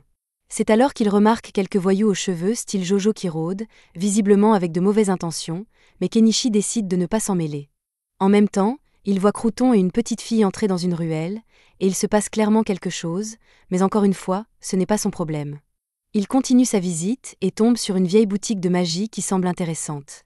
Il entre et trouve une vieille dame qui tient la boutique. En regardant autour de lui, il remarque un dispositif magique en vitrine et demande à quoi il sert. La vieille dame est ravie de lui faire une démonstration. Elle verse de l'eau dans un compartiment et du vin dans l'autre, et le dispositif sépare l'eau du vin. Kenichi réalise immédiatement qu'il pourrait utiliser cet appareil pour produire son diesel, sans risquer sa santé à cause des vapeurs chimiques. Il annonce à la vieille dame qu'il souhaite acheter le dispositif, ce qui la surprend, car personne n'achète jamais rien ici, mais Kenichi est un client payant, alors elle accepte. Anemone a également trouvé quelque chose qui lui plaît, un livre qu'elle montre à Kenichi. La vieille dame explique que c'est un grimoire, et Kenichi décide de l'acheter aussi, même s'il n'est pas sûr de pouvoir l'utiliser, car il faut un certain niveau de puissance magique pour pratiquer la magie. Après l'achat, Kenichi veut commencer à lire le grimoire avec Anemone, mais la vieille dame les arrête, car les grimoires doivent être enregistrés avant de pouvoir être emportés. Kenichi devra donc revenir dans une semaine. Cela ne le dérange pas, alors il quitte la boutique pour continuer à explorer la ville. Cependant, il croise Nya à l'extérieur. Nya est surpris de les voir, mais il est pressé et n'a pas le temps de discuter. Kenichi a un mauvais pressentiment et veut rentrer, mais avant qu'il ne puisse partir, le groupe aperçoit Crouton et sa fille se faire attaquer dans une ruelle. Kenichi ne peut pas ignorer cela cette fois, alors il décide d'intervenir, mais il achète d'abord un masque de médecin de peste pour cacher son identité. Les voyous en veulent à Crouton et étaient prêts à le tuer, lui et sa fille, mais Kenichi apparaît derrière eux et lance des feux d'artifice. Il prétend que c'est l'un de ses sorts magiques, et comme les voyous n'ont jamais rien vu de tel, ils prennent peur et s'enfuient. Une fois la situation calmée, Crouton s'assoit près de la fontaine et raconte toute l'histoire à Kenichi. Lorsqu'il travaillait comme fonctionnaire, Crouton avait arrêté plusieurs membres du syndicat des épices, et depuis, il le traque. La fille de Crouton demande si Kenichi et les autres sont ses amis, et Crouton explique qu'il a rencontré Kenichi il y a quelques jours et que c'est lui qui a créé le livre. Marie, la fille de Crouton, est ravie d'apprendre que son livre préféré a été fait par Kenichi et le remercie chaleureusement. Anémone, un peu jalouse, mentionne qu'elle a aussi aidé à créer le livre.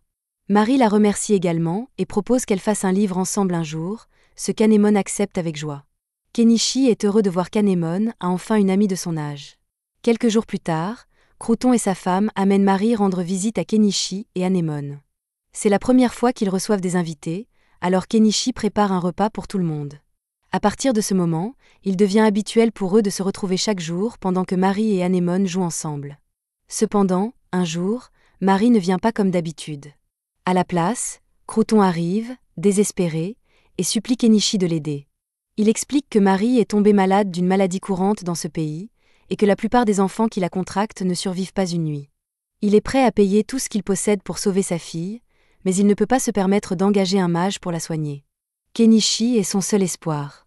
Kenichi ne peut pas rester les bras croisés alors que l'ami d'Anémone souffre. Il donne à Crouton un paquet d'antidouleurs et lui explique comment les administrer pour faire baisser la fièvre de Marie. Cependant, les antidouleurs ne guériront pas la maladie, alors Kenichi part chercher de l'aide auprès de la vieille dame magicienne. Plus tard dans la soirée, ils se retrouvent tous chez Crouton pour voir Marie. La vieille dame identifie rapidement la maladie, la fièvre chicory. Elle est traitable, mais il faut les graines d'une fleur spéciale qui ne pousse que dans la forêt. Quelqu'un doit aller chercher ces graines avant le matin, alors Kenichi, Crouton et Nya partent en expédition. Cependant, en partant, ils ignorent que les voyous du syndicat des épices les observent. Ces derniers prévoient clairement de profiter de l'absence de Kenichi et Crouton pour agir. Kenichi et les autres arrivent bientôt à la rivière où se trouvent les graines de fleurs de shaker, alors il sort un radeau gonflable et rame dans l'eau pour trouver une graine. Il ne lui faut pas longtemps pour trouver un bouquet de fleurs, et il en cueille une qu'il remet à Crouton, qui lui est incroyablement reconnaissant de son aide. Mais ils n'ont pas encore terminé leur mission, car ils doivent encore rapporter cette graine à Marie pour qu'elle puisse être guérie. Et ils ont un autre problème sur les bras. Nya sent quelque chose approcher, et il s'avère que c'est une meute de loups noirs, mais il est trop tard pour battre en retraite car ils sont déjà encerclés. Kenichi a déjà eu affaire à des loups noirs, il achète donc 2 épées et les remet à Crouton et Nya. L'important pour l'instant, c'est que Marie obtienne ce médicament. Il leur demande donc de retourner à la maison aussi vite que possible pendant qu'il tient les loups à distance. Il commence alors à lancer des feux d'artifice pour attirer l'attention des loups et les éloigner de Crouton, mais un petit groupe de loups se détache de la meute et coince Crouton et Nya. Kenichi se rend compte que Crouton et Nya sont en danger et se précipite pour les aider le plus vite possible.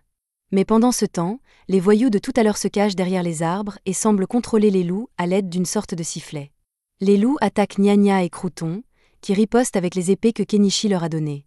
Les voyous sont furieux que Crouton ait réussi à survivre, mais toute leur méchanceté permet à Vel de sentir leur présence, et elle ne perd pas de temps pour mettre tous les voyous à terre.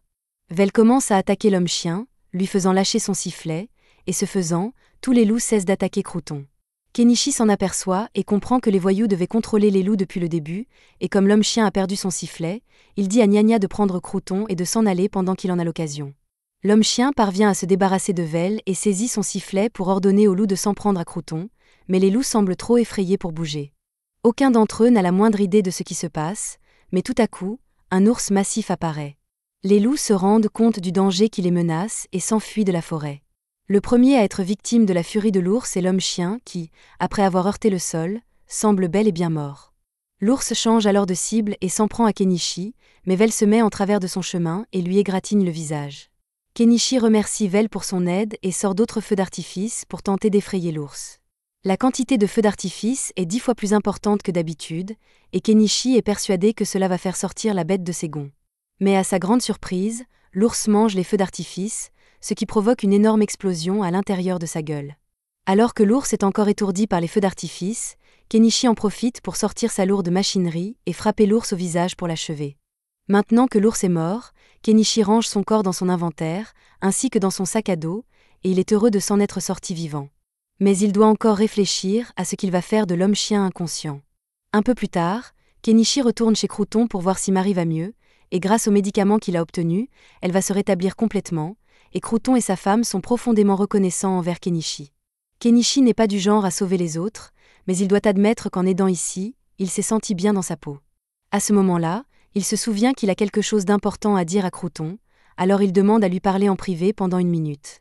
Ils sortent tous les deux, et Kenichi raconte à Crouton qu'il a réussi à conclure un accord avec l'homme-chien dans les bois. Il a bandé l'homme-chien pour qu'il ne meure pas de ses blessures, et en échange, il lui a fait promettre de ne plus jamais faire de mal à Crouton ou à sa famille. L'homme-chien a accepté les conditions, mais il n'a aucun contrôle sur ce que font les autres voyous, car beaucoup d'entre eux en veulent beaucoup à Crouton, et ils continueront certainement à s'en prendre à lui, même si la situation pourrait être différente si Crouton quittait la ville. Kenichi dit à Crouton que ce serait une bonne idée de quitter cette ville, car cela garantirait que personne ne s'en prenne plus à lui ou à sa famille. Crouton admet que partir serait la meilleure solution, mais il n'a littéralement nulle part où aller, et il ne peut pas aller à Dahlia puisque le syndicat des épices y opère également. Kenichi réfléchit un instant et trouve une bonne solution au dilemme de Crouton. Kenichi connaît un chevalier nommé Paul qui vient de devenir baron et qui, à ce titre, recrute actuellement des gens pour vivre sur ses terres. Si Kenichi écrit une lettre à Paul pour lui dire à quel point Crouton est génial, il sera sûr de laisser Crouton s'installer chez lui. Le lendemain, Kenichi rentre enfin à la maison et raconte aux autres ce qui s'est passé pendant son absence, mais Mialet est contrarié parce qu'il est parti pour une si grande aventure sans lui en parler. Kenichi dit qu'il n'a pas eu le temps de venir chercher Mialet, et qu'il avait besoin de quelqu'un pour s'occuper d'Anémone pendant son absence, donc Mialet n'aurait pas pu l'accompagner. Quelques jours plus tard, Crouton et sa famille décident finalement de déménager pour leur sécurité. Crouton se rend donc d'abord sur le territoire de Paul pour tout mettre en place, tandis que Marie et sa mère attendent derrière, car Marie ne s'est pas encore complètement rétablie. Alors que Kenichi et Mialet se promènent dehors, Mialet sent une odeur de sang, et c'est alors qu'elle aperçoit un homme-chien derrière un arbre. Kenichi le reconnaît comme celui d'il y a quelques jours et lui demande ce qu'il fait ici. L'homme-chien répond simplement qu'il a promis de ne pas faire de mal à Crouton, et qu'il était donc en train de régler quelques détails pour s'assurer qu'aucun autre voyou ne s'en prendrait à lui. Après tout, les hommes-chiens tiennent toujours leurs promesses. Cependant, après sa folie meurtrière, l'homme-chien ne peut plus rester dans cette ville, il va donc partir lui aussi. Plus tard dans la journée, Kenichi se rend en ville pour vendre l'ours qu'il a tué à la guilde.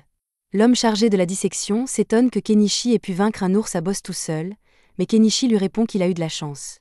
Quoi qu'il en soit, il aimerait garder la viande et la pierre magique de l'ours lui-même, et il veut vendre le reste à la guilde.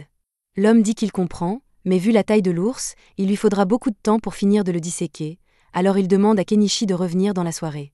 Kenichi est d'accord pour attendre un peu, et comme il n'est que midi, il décide de rentrer chez lui et de terminer l'un de ses projets. Mais alors qu'il passe devant un magasin, il y a un visage familier à l'intérieur, et il semble qu'elle cherche quelqu'un d'important pour elle. De retour chez Kenichi, il décide enfin d'utiliser l'artefact qu'il a acheté pour fabriquer son biodiesel. Après de nombreuses opérations chimiques qui feraient probablement exploser votre maison, Kenichi est enfin en mesure de créer ce qu'il pense être du diesel pur pour ses moteurs. La seule façon de savoir si cela a fonctionné est de le tester dans son générateur. Lorsqu'il l'allume, le générateur n'explose pas, ce qui signifie que l'expérience a été un succès. Grâce à cette méthode, il a pu fabriquer 1 litre de diesel pour seulement 300 yens, contre les 3000 yens par litre qu'il dépensait auparavant. Maintenant que c'est fait, Kenichi laisse de la nourriture pour Mialet et Anémone, car il retourne en ville pour prendre quelques affaires. Tout d'abord, il se rend à la boutique de la vieille femme pour voir si son grimoire est enfin prêt, et heureusement, elle a terminé toutes les procédures d'enregistrement, de sorte que Kenichi peut avoir son grimoire. Kenichi jette un coup d'œil au livre, et il est surpris de voir qu'il contient une pierre magique.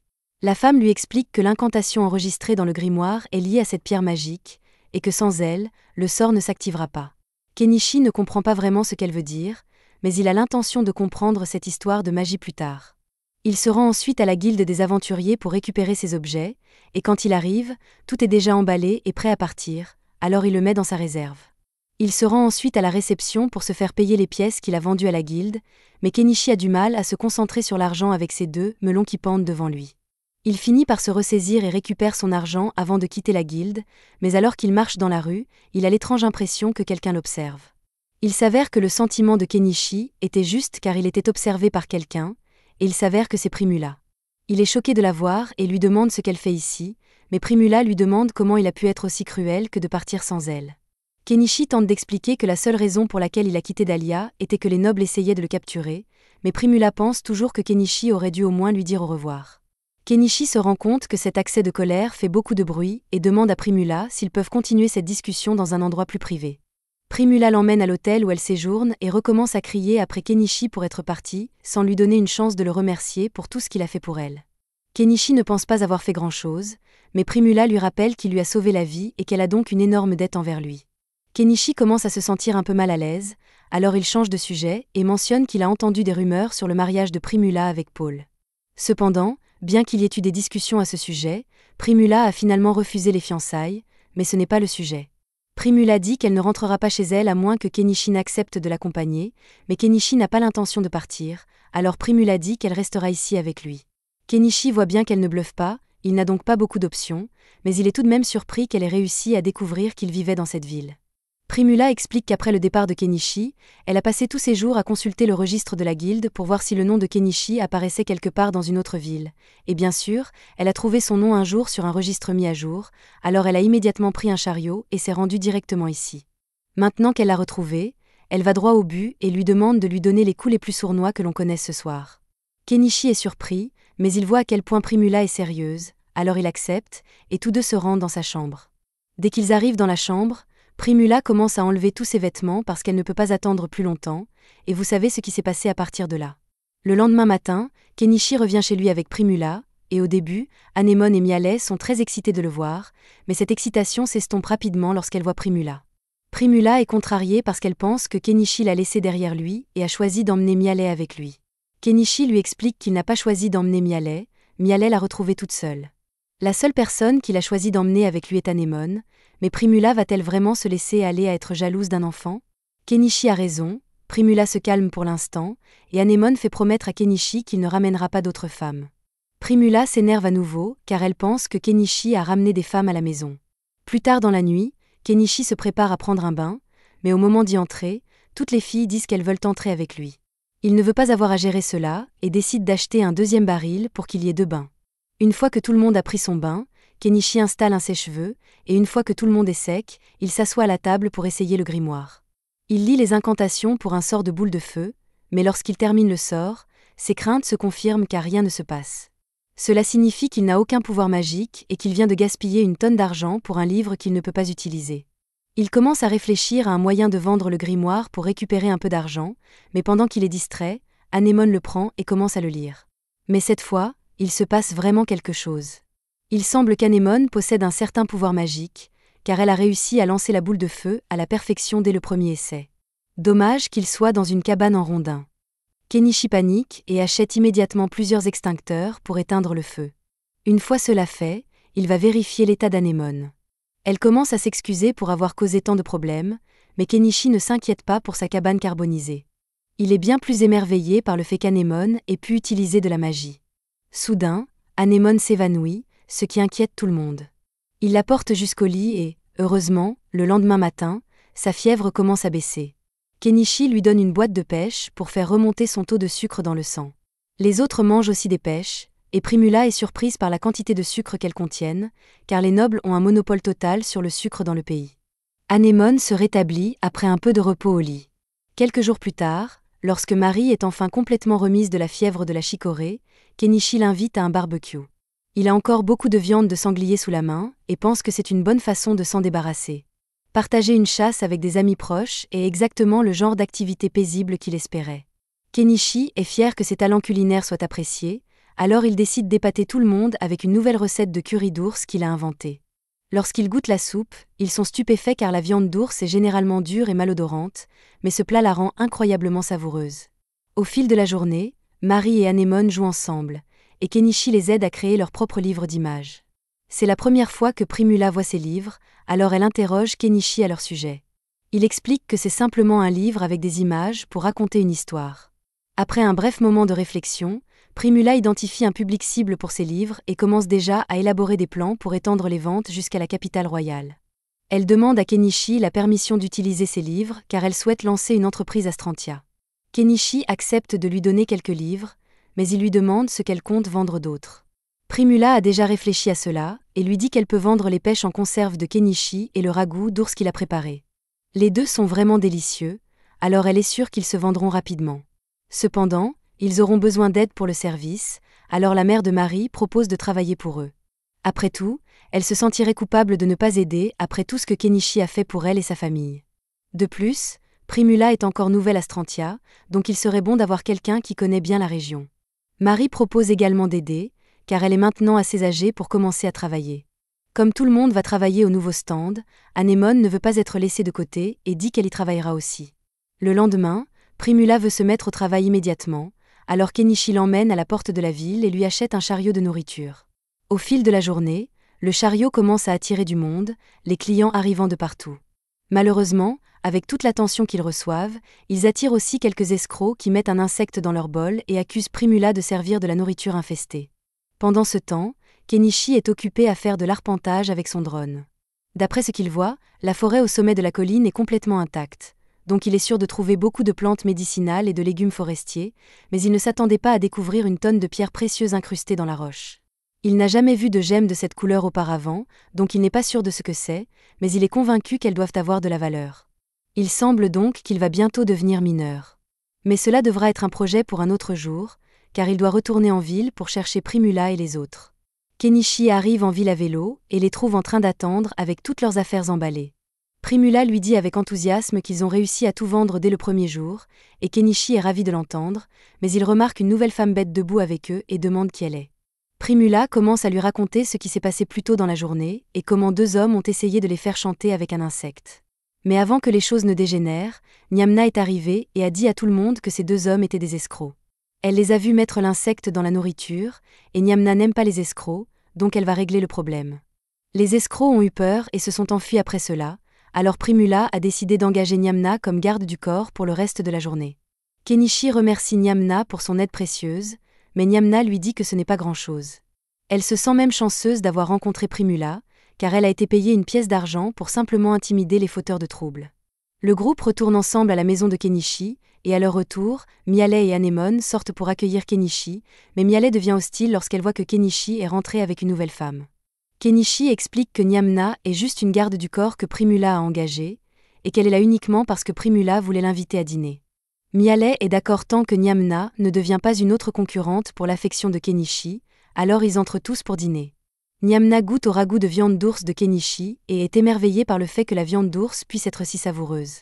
La seule chose qui pourrait rendre cela encore meilleur serait d'avoir un peu de vin pour accompagner le repas, et par chance, Kenichi en a, alors il en sert un verre à Nyamna, qui fond de satisfaction. Kenichi lui demande si elle aimerait prendre un bain une fois qu'elle aura fini de manger, et Nyamna est ravie à l'idée de pouvoir prendre un bain chaud. Comme les bains vont être utilisés, Anémone propose de les chauffer. Ils sortent, et Anémone lance sa boule de feu pour enflammer le tonneau du bain et le chauffer instantanément. Elle répète l'opération pour le deuxième tonneau, et tout le monde est impressionné par sa maîtrise de la magie. Ils prennent ensuite leur bain et se sèchent avec le sèche-cheveux de Kenichi. Une fois prêts, ils s'habillent pour aller se coucher. Nyamna a tellement aimé son séjour ici qu'elle envisage de s'installer définitivement, mais Mialet s'y oppose fermement car il y a déjà trop de femmes ici. Il remarque ensuite que Kenichi est en train de donner une leçon à Anémone et lui demande ce qu'il fait. Kenichi explique qu'il enseigne à Anémone les bases de l'écriture et des mathématiques pour élargir ses horizons. Il est assez difficile de gagner sa vie dans ce monde sans éducation, donc Kenichi veut qu'Anémone apprenne autant que possible tant qu'elle le peut. Il lui demande si elle serait prête à accompagner Primula et les autres la prochaine fois qu'ils iront en ville avec le chariot de nourriture pour en apprendre davantage sur le commerce, mais elle dit qu'elle préfère apprendre plus de magie pour rester avec Kenichi. Le lendemain, Primula et les autres retournent en ville pour continuer leur commerce de chariot de nourriture, et c'est tout aussi populaire que la veille. Avec Nyamna comme garde du corps, ils n'ont pas à s'inquiéter des fauteurs de troubles chroniquement au chômage. Quant à Kenichi, il vient de terminer la construction d'un échafaudage avec l'aide de Mialet et Anémone, et il prévoit de commencer à extraire les pierres précieuses dès que possible. Mais il se fait tard, donc il devra revenir le lendemain. Alors qu'il range tout, Primula s'approche de Kenichi et lui demande comment il a toujours autant de choses utiles dans sa boîte à objets, mais Kenichi lui dit que c'est un secret. Il y a des choses qu'il ne peut pas lui dire, peu importe combien elle insiste, et il sait que cela le rend suspect, mais elle devra faire avec. Il l'embrasse alors, mais Nyamna dit à Kenichi d'arrêter avec les romances car cela lui rappelle qu'elle est célibataire. Le lendemain, le groupe retourne sur le plateau, et après que Kenichi ait dégagé une partie de la végétation, ils commencent tous à chercher des plantes intéressantes. Pendant que les autres fouillent dans les buissons, Kenichi se met à creuser la montagne pour extraire quelques-unes de ses gemmes. Lorsqu'il en libère enfin une, il la jette dans sa boîte à objets pour la faire évaluer, et il s'avère que les gemmes valent 200 000 yens chacune, et il y en a beaucoup. Kenichi a donc pratiquement trouvé le jackpot. Après une longue journée de minage lucratif, le groupe rentre à la maison, et Kenichi commence à préparer le dîner. Il a quelque chose de spécial en tête, alors il fait aider les filles à hacher une partie de la viande d'ours et leur apprend à façonner les boulettes, mais Miale et Nyamna ne peuvent pas aider à cette étape à cause de leur fourrure. Une fois toutes les boulettes préparées, Kenichi les met dans une poêle pour les cuire, et finalement, les boulettes sont prêtes à être mangées. Tout le monde adore la saveur et la texture des boulettes, surtout avec cette sauce jaune que Kenichi a préparée. Il leur explique que la sauce jaune est de la mayonnaise. Nyamna a déjà entendu parler de la mayo, car elle est très populaire dans l'Empire en ce moment. Apparemment, un mage l'a créée en utilisant de la magie, alors Primula demande à Kenichi s'il a utilisé de la magie pour créer sa mayonnaise, mais Kenichi lui dit qu'il a simplement fait avec des œufs. Primula est choquée d'apprendre que quelque chose d'aussi incroyable que la mayo peut être fait sans magie, alors elle demande à Kenichi de lui montrer comment la faire, mais il ne veut pas le faire maintenant et lui dit d'attendre un peu. Dans ce cas, Primula lui demande s'il lui permettra de vendre sa recette de boulettes à son stand de nourriture demain. Kenichi dit qu'il est d'accord, mais préparer les boulettes demande beaucoup de travail, donc il n'est pas sûr que Primula puisse gérer cela. Cependant, Primula lui dit que ce ne sera pas un problème, car elle peut simplement engager plus de travailleurs. Kenichi est impressionné par la proactivité de Primula, alors il lui propose de lui montrer une autre de ses recettes. Il dit à tout le monde de le suivre dehors car il a quelque chose de spécial à leur montrer. Il arrose rapidement la viande avec de l'alcool, provoquant une énorme boule de feu, et une fois qu'il a fini de griller le steak, il en donne un morceau à Nyamna. Nyamna reste silencieuse après sa première bouchée, alors Kenichi lui demande si quelque chose ne va pas avec le steak, mais au contraire, elle est silencieuse parce que le steak est tout simplement trop parfait, mais il a une odeur étrange. Kenichi explique que l'odeur vient probablement de l'alcool qu'il a utilisé pour mariner le steak, mais dès qu'il mentionne l'alcool, Nyamna se jette sur lui et commence à demander à boire. Kenichi finit par accepter de lui donner un peu à boire, mais il avertit que c'est assez fort, donc elle devrait y aller doucement, mais Nyamna l'ignore complètement et boit tout le verre d'un coup. Elle est immédiatement ivre et commence à embrasser Kenichi pour le remercier de l'alcool, mais Miale voit où cela mène et tire Nyamna par les cheveux pour l'éloigner de Kenichi. Nyamna essaie de rassurer Miale en disant qu'elle n'essaie pas de voler Kenichi, elle veut juste qu'il la laisse vivre dans la remise pour partager de délicieux repas avec lui et les autres. Miale ne lui fait toujours pas confiance, mais Kenichi ne voit pas de mal à laisser Nyamna vivre ici, surtout puisqu'elle est la garde du corps de Primula. Primula dit qu'elle est d'accord pour que Nyamna vive ici aussi, car tout ce qu'elle veut, c'est de la nourriture, donc elle ne tentera certainement pas de séduire Kenichi en l'absence des autres. Un peu plus tard, alors que personne n'est là, Kenichi montre à Nyamna la chambre qu'il a préparée pour elle, et elle lui demande combien elle doit payer pour le loyer. Kenichi lui dit qu'elle n'a pas besoin de payer de loyer, car tant qu'elle continue à aider Primula, elle n'a pas à s'inquiéter de le payer. Il essaie ensuite de partir, mais Nyamna le retient et dit qu'elle peut le rembourser d'une autre manière. Cependant, Miale a senti la séduction à des kilomètres, alors elle fait irruption dans la pièce pour se joindre à eux. Un mois passe, et Kenichi continue son opération minière, gagnant environ 15 millions de yens avec les pierres jusqu'à présent. Mais ce n'est presque rien comparé au stand de Primula, qui s'est progressivement transformé en une entreprise appelée Coralla, avec des tonnes d'employés. Elle a maintenant un revenu quotidien de plus de 200 000 yens, ce qui représente un revenu annuel de plus de 100 millions de yens. Kenichi a encore du mal à croire que Primula ait pu construire tout cela à partir de rien en un mois, mais son succès est largement dû aux merveilleux produits de Kenichi. Kenichi est simplement content d'avoir pu passer les dernières semaines à faire ses propres activités, car cela a été très relaxant pour lui. Il aimerait pouvoir continuer à vivre une vie tranquille comme celle-ci, mais il semble qu'il va bientôt avoir un invité problématique, car la nouvelle de ses réalisations a atteint le château royal, et la princesse semble particulièrement intéressée à le rencontrer. À un moment donné, Primula est convoquée au château pour rencontrer Lady Eupatorium. Cette dernière est plutôt impressionnée par la manière dont Primula s'est débrouillée après seulement quelques semaines passées en ville. Pendant que Primula est occupée par sa réunion, Kenichi décide de retourner à la boutique de magie pour voir s'il peut acheter quelque chose d'utile. Là-bas, il repère un grimoire de magie explosive et se souvient de la manière dont le vieil homme l'avait utilisé lors de leur combat contre Shaga. Il propose immédiatement de l'acheter. En guise de petit bonus pour être un si bon client, la vendeuse lui offre gratuitement un livre de sorts ménagers. Une fois rentrée à la maison, Primula raconte à Kenichi les détails de sa réunion avec Eupatorium. En gros, Eupatorium souhaite acheter une broche à Kenichi car elle en a vu une sur une autre noble et veut maintenant en avoir une aussi. Kenichi n'y voit pas d'inconvénient, car cela représente plus d'affaires pour lui. Il sort une broche de son stock, et par hasard, la gravure sur la broche ressemble beaucoup à Eupatorium. Kenichi demande alors à Primula de dire qu'elle a été faite sur mesure, ce qui permettra de la vendre à un prix plus élevé. Après le dîner, Kenichi sort pour commencer à travailler, mais Mialet lui demande s'il veut l'accompagner dans un donjon. Kenichi ignorait que des donjons existaient dans ce monde, et il est très excité à l'idée d'y aller, tout comme Anémone. Kenichi essaie de convaincre Anémone de rester à la maison, car les donjons ne sont pas sûrs pour une enfant comme elle, mais Anémone insiste, et Kenichi finit par accepter qu'elle les accompagne. Ils arrivent au pied d'une falaise, Kenichi distribue des lampes frontales à tout le monde, et ils entrent dans le donjon. Ils ne rencontrent aucun monstre, mais ils trouvent des pierres brillantes dans les parois. Kenichi entend déjà le son de l'argent qui tombe dans son compte en banque, alors il sort son générateur et sa perceuse pour se mettre au travail. Le bruit dans la grotte est assourdissant, mais qui a besoin d'entendre quand on est sur le point de devenir riche? Cependant, il ne veut pas qu'Anémone devienne sourde à l'adolescence, alors il demande à Mialet de l'emmener à une distance sûre pour éviter le bruit. Mialet s'apprête à le faire, mais soudain, elle sent quelque chose à proximité et avertit Kenichi de la menace imminente. Il s'avère que c'est une araignée de taille moyenne originaire d'Australie. Personnellement, j'aurais déjà commencé à courir, mais Kenichi sort son arbalète et se prépare à combattre. L'araignée semble coincée dans un passage étroit, alors Mialet dit à Kenichi qu'ils doivent la tuer avant qu'elle ne s'échappe. Kenichi tire une flèche sur l'araignée, mais elle rebondit sur son exosquelette. Mialet tire ensuite une flèche à son tour, visant les yeux de l'araignée, et cette fois-ci, elle parvient à lui infliger des dégâts. Il semble que les yeux de l'araignée soient son point faible, alors Kenichi demande à Anémone d'utiliser sa magie de feu pour les cibler. Malheureusement, Anémone est paralysée par la peur et ne sera d'aucune utilité contre cette créature. L'araignée parvient à se libérer du passage étroit et commence à lancer des toiles pour capturer Anémone, mais heureusement, Mialet l'attrape et esquive les toiles. La situation devient critique, alors Kenichi lance des pétards sur l'araignée pour la distraire et invoque sa moto pour s'échapper avec les autres. Il conduit à toute vitesse jusqu'à ce qu'ils sortent de la grotte, et heureusement, il semble que l'araignée ne les poursuit pas.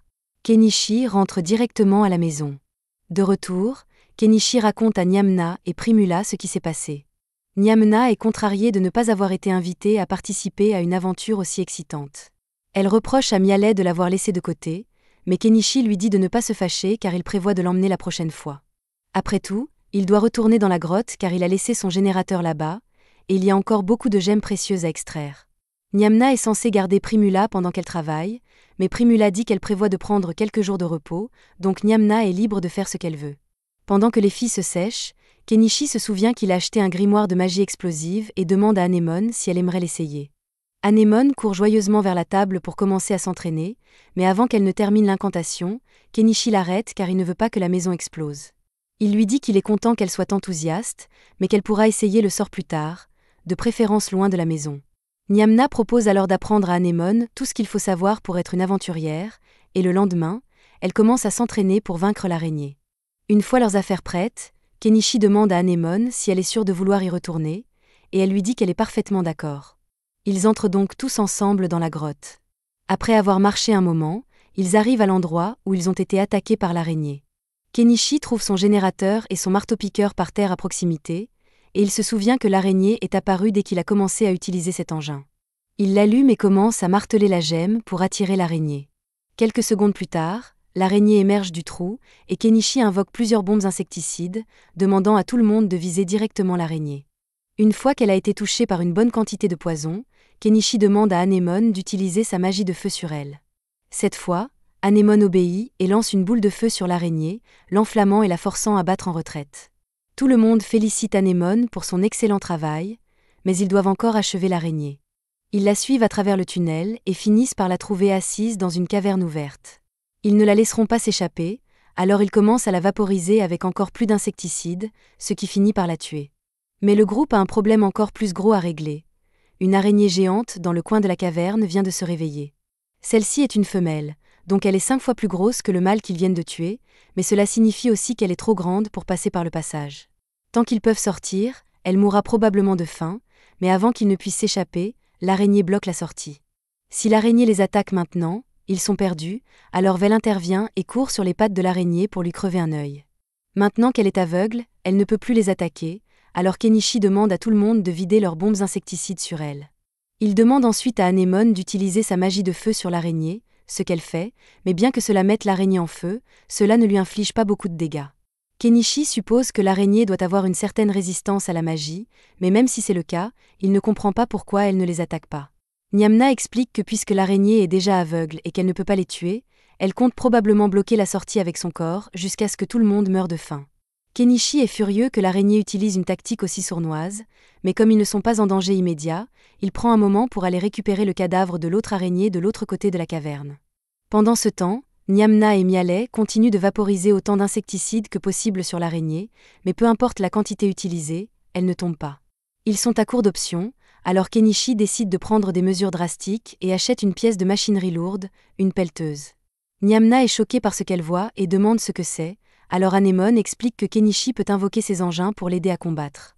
Alors que Kenichi monte dans la cabine de la pelleteuse, Anémone lui dit qu'elle veut monter avec lui, et elle n'accepte pas de refus. Kenichi accepte qu'elle l'accompagne, juste cette fois. Il charge l'araignée avec la pelleteuse et essaie de la frapper avec le godet, mais l'araignée s'agrippe à l'engin et commence à essayer de grimper dessus. Heureusement, Kenichi reprend le contrôle et jette l'araignée au sol. Il essaie ensuite de l'achever en l'écrasant avec le godet, mais le pire se produit, le moteur cale. Kenichi essaie désespérément de redémarrer la pelleteuse, mais sans succès. Anémone essaie de lui gagner du temps et commence à incanter un sort de magie explosive. Même si c'est sa première fois, elle récite parfaitement le sort et lance une explosion qui projette l'araignée contre le mur. Kenichi parvient enfin à redémarrer la pelleteuse et charge à nouveau l'araignée, l'écrasant contre le plafond jusqu'à ce qu'elle meure enfin. Une fois tout cela terminé, Kenichi range sa pelleteuse ainsi que le corps de l'araignée. Normalement, il serait très contrarié d'avoir dépensé 10 millions pour la pelleteuse, mais après avoir extrait les gemmes, il a gagné plus qu'assez d'argent pour couvrir les coûts. De retour à la surface, Kenichi demande à Anémone comment elle a réussi à apprendre la magie explosive, car il ne se souvient pas l'avoir vue s'entraîner. Elle lui dit que c'était la première fois qu'elle essayait, ce qui rend son exploit encore plus impressionnant. Il rentre finalement à la maison, et bien que Primula savait qu'ils allaient chasser l'araignée, elle n'aurait jamais imaginé qu'elle serait aussi grosse. Après que Primula se soit calmée, Kenichi rentre pour préparer le dîner, mais à l'horreur de tous, il prévoit d'utiliser un œuf trouvé dans l'araignée pour le cuisiner. Tout le monde pense que ce sera dégoûtant, mais Kenichi est curieux de savoir quel goût a un œuf d'araignée géante, alors il commence à préparer une omelette. Il ajoute d'autres ingrédients, et une fois terminé, le plat a l'air plutôt bon. Anémone décide de tenter sa chance et en goûte un morceau, et à sa surprise, l'œuf est délicieux. Les autres décident d'en goûter aussi, et Primula est impressionnée car elle remarque que Kenichi a utilisé du fromage. Un ingrédient très cher dans ce monde car il n'est produit que dans une région particulière. Cependant, Kenichi lui dit qu'il est en fait très facile de faire du fromage. Dès qu'il dit cela, Primula se rapproche de lui et lui demande de lui apprendre à en faire. Kenichi n'aime normalement pas révéler ses recettes, mais comme Primula est si insistante, il décide de lui montrer comment faire. Il suffit de lait, de vinaigre de cidre et d'un tissu à fromage, et une fois le mélange terminé, on obtient une belle portion de fromage frais. Tout le monde en goûte un morceau et est émerveillé par le fait que Kenichi sache faire quelque chose d'aussi délicieux.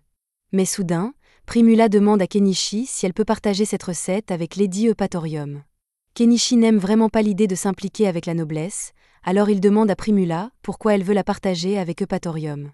Primula explique que ces derniers jours, son entreprise de nourriture a été harcelée sans arrêt, et c'est plus que Nyamna ne peut gérer. L'entreprise de Primula est ciblée parce qu'elle n'achète pas ses épices auprès du syndicat des épices, et Togalom, l'un des marchands les plus corrompus de la ville, est derrière tout cela. Primula ne peut pas s'occuper de Togalom seule, c'est pourquoi elle veut se mettre dans les bonnes grâces d'Eupatorium pour qu'elle règle le problème à sa place. Encore une fois, Kenichi n'aime pas l'idée de compter sur les nobles, alors il dit à Primula qu'il serait plus qu'heureux d'écraser Togalom sous sa pelleteuse, mais Primula lui dit que ce n'est pas nécessaire car elle préfère éviter une confrontation physique autant que possible. Kenichi comprend et dit à Primula qu'elle peut utiliser sa recette, mais il ne veut pas que Patorium commence à l'embêter, alors il lui demande de garder son identité secrète. Le lendemain, Togalom est dans son bureau quand soudain, un de ses hommes de main lui apporte un décret de Lady Eupatorium disant que quiconque causera des problèmes à l'entreprise de Primula sera sévèrement puni. Même Togalom n'est pas assez stupide pour aller à l'encontre d'un décret d'une noble, mais il est toujours confiant qu'il finira par obtenir ce qu'il veut. Les choses reviennent à la normale pour Primula, et elle peut continuer son activité sans être harcelée. Mais quelques jours plus tard, Eupatorium se présente au domicile de Kenichi car elle veut le rencontrer. Primula n'a pas du tout mentionné Kenichi, mais Eupatorium connaît déjà tous ses exploits grâce à Dahlia, c'est pourquoi elle est venue ici pour demander un service à Kenichi, et ce dernier sent déjà que cela va être compliqué. En gros, Eupatorium a été chargé de construire un canal à travers le royaume, mais elle est en retard sur le chantier, et si le projet n'est pas terminé bientôt, son financement sera coupé et ses terres pourraient même lui être retirées. La section restante du canal à construire mesure 15 km, et elle doit le terminer en un mois, alors elle supplie Kenichi de l'aider. Elle était prête à lui offrir n'importe quelle récompense, même son corps, mais Kenichi lui dit qu'il n'est pas intéressé. Eupatorium est déçue d'avoir été rejetée, mais elle a encore une chose à offrir, un grimoire spécial appelé Haute Protection.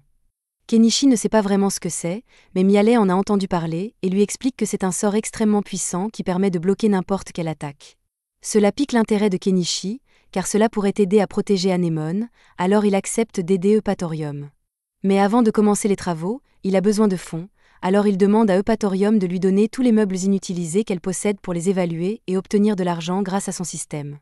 Une fois cela fait, Kenichi gagne environ 120 millions de yens, ce qui est plus que suffisant pour couvrir les coûts de sa machinerie lourde, alors il est prêt à commencer. Tout le monde monte dans la voiture de Kenichi pour se rendre sur le chantier, et en chemin, Eupatorium demande à Kenichi s'il est vraiment sûr de ne pas vouloir son corps comme récompense. Kenichi lui répond fermement que non, mais cela rend Eupatorium contrarié, car elle sait qu'il n'a aucun problème à coucher avec des femmes bêtes, alors pourquoi pas avec elle? Ils arrivent finalement sur le chantier, et Kenichi tombe sur les frères de Miale, Nyakro, Nyarumlo et Nyanji. C'est agréable de les revoir, mais Kenichi est curieux de savoir pourquoi ils travaillent ici. Ils ont reçu une grosse somme d'argent après avoir tué Shaga, alors ils auraient dû être à l'abri du besoin pendant longtemps, mais une chose en a conduit à une autre, et après une frénésie de jeu d'argent, ils sont de nouveau fauchés.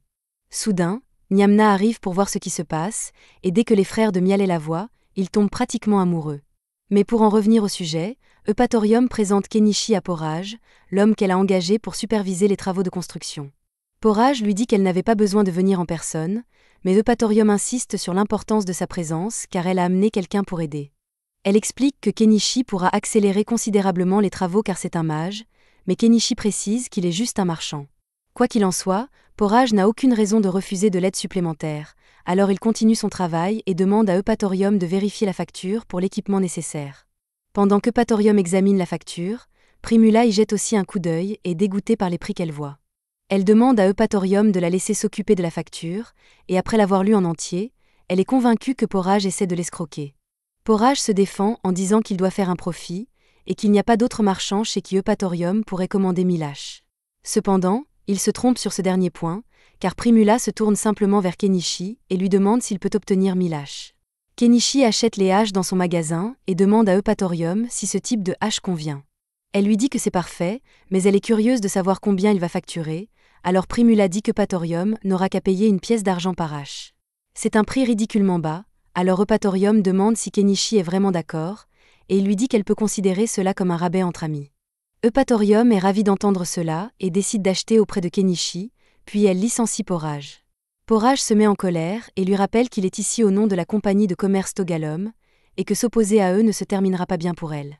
Kenichi se souvient que Togalom est celui qui a causé tous les problèmes avec l'étal de Primula, et apparemment, il est si influe que même le seigneur lui demande parfois de l'aide, donc se mettre à dos Togalom pourrait causer beaucoup de problèmes.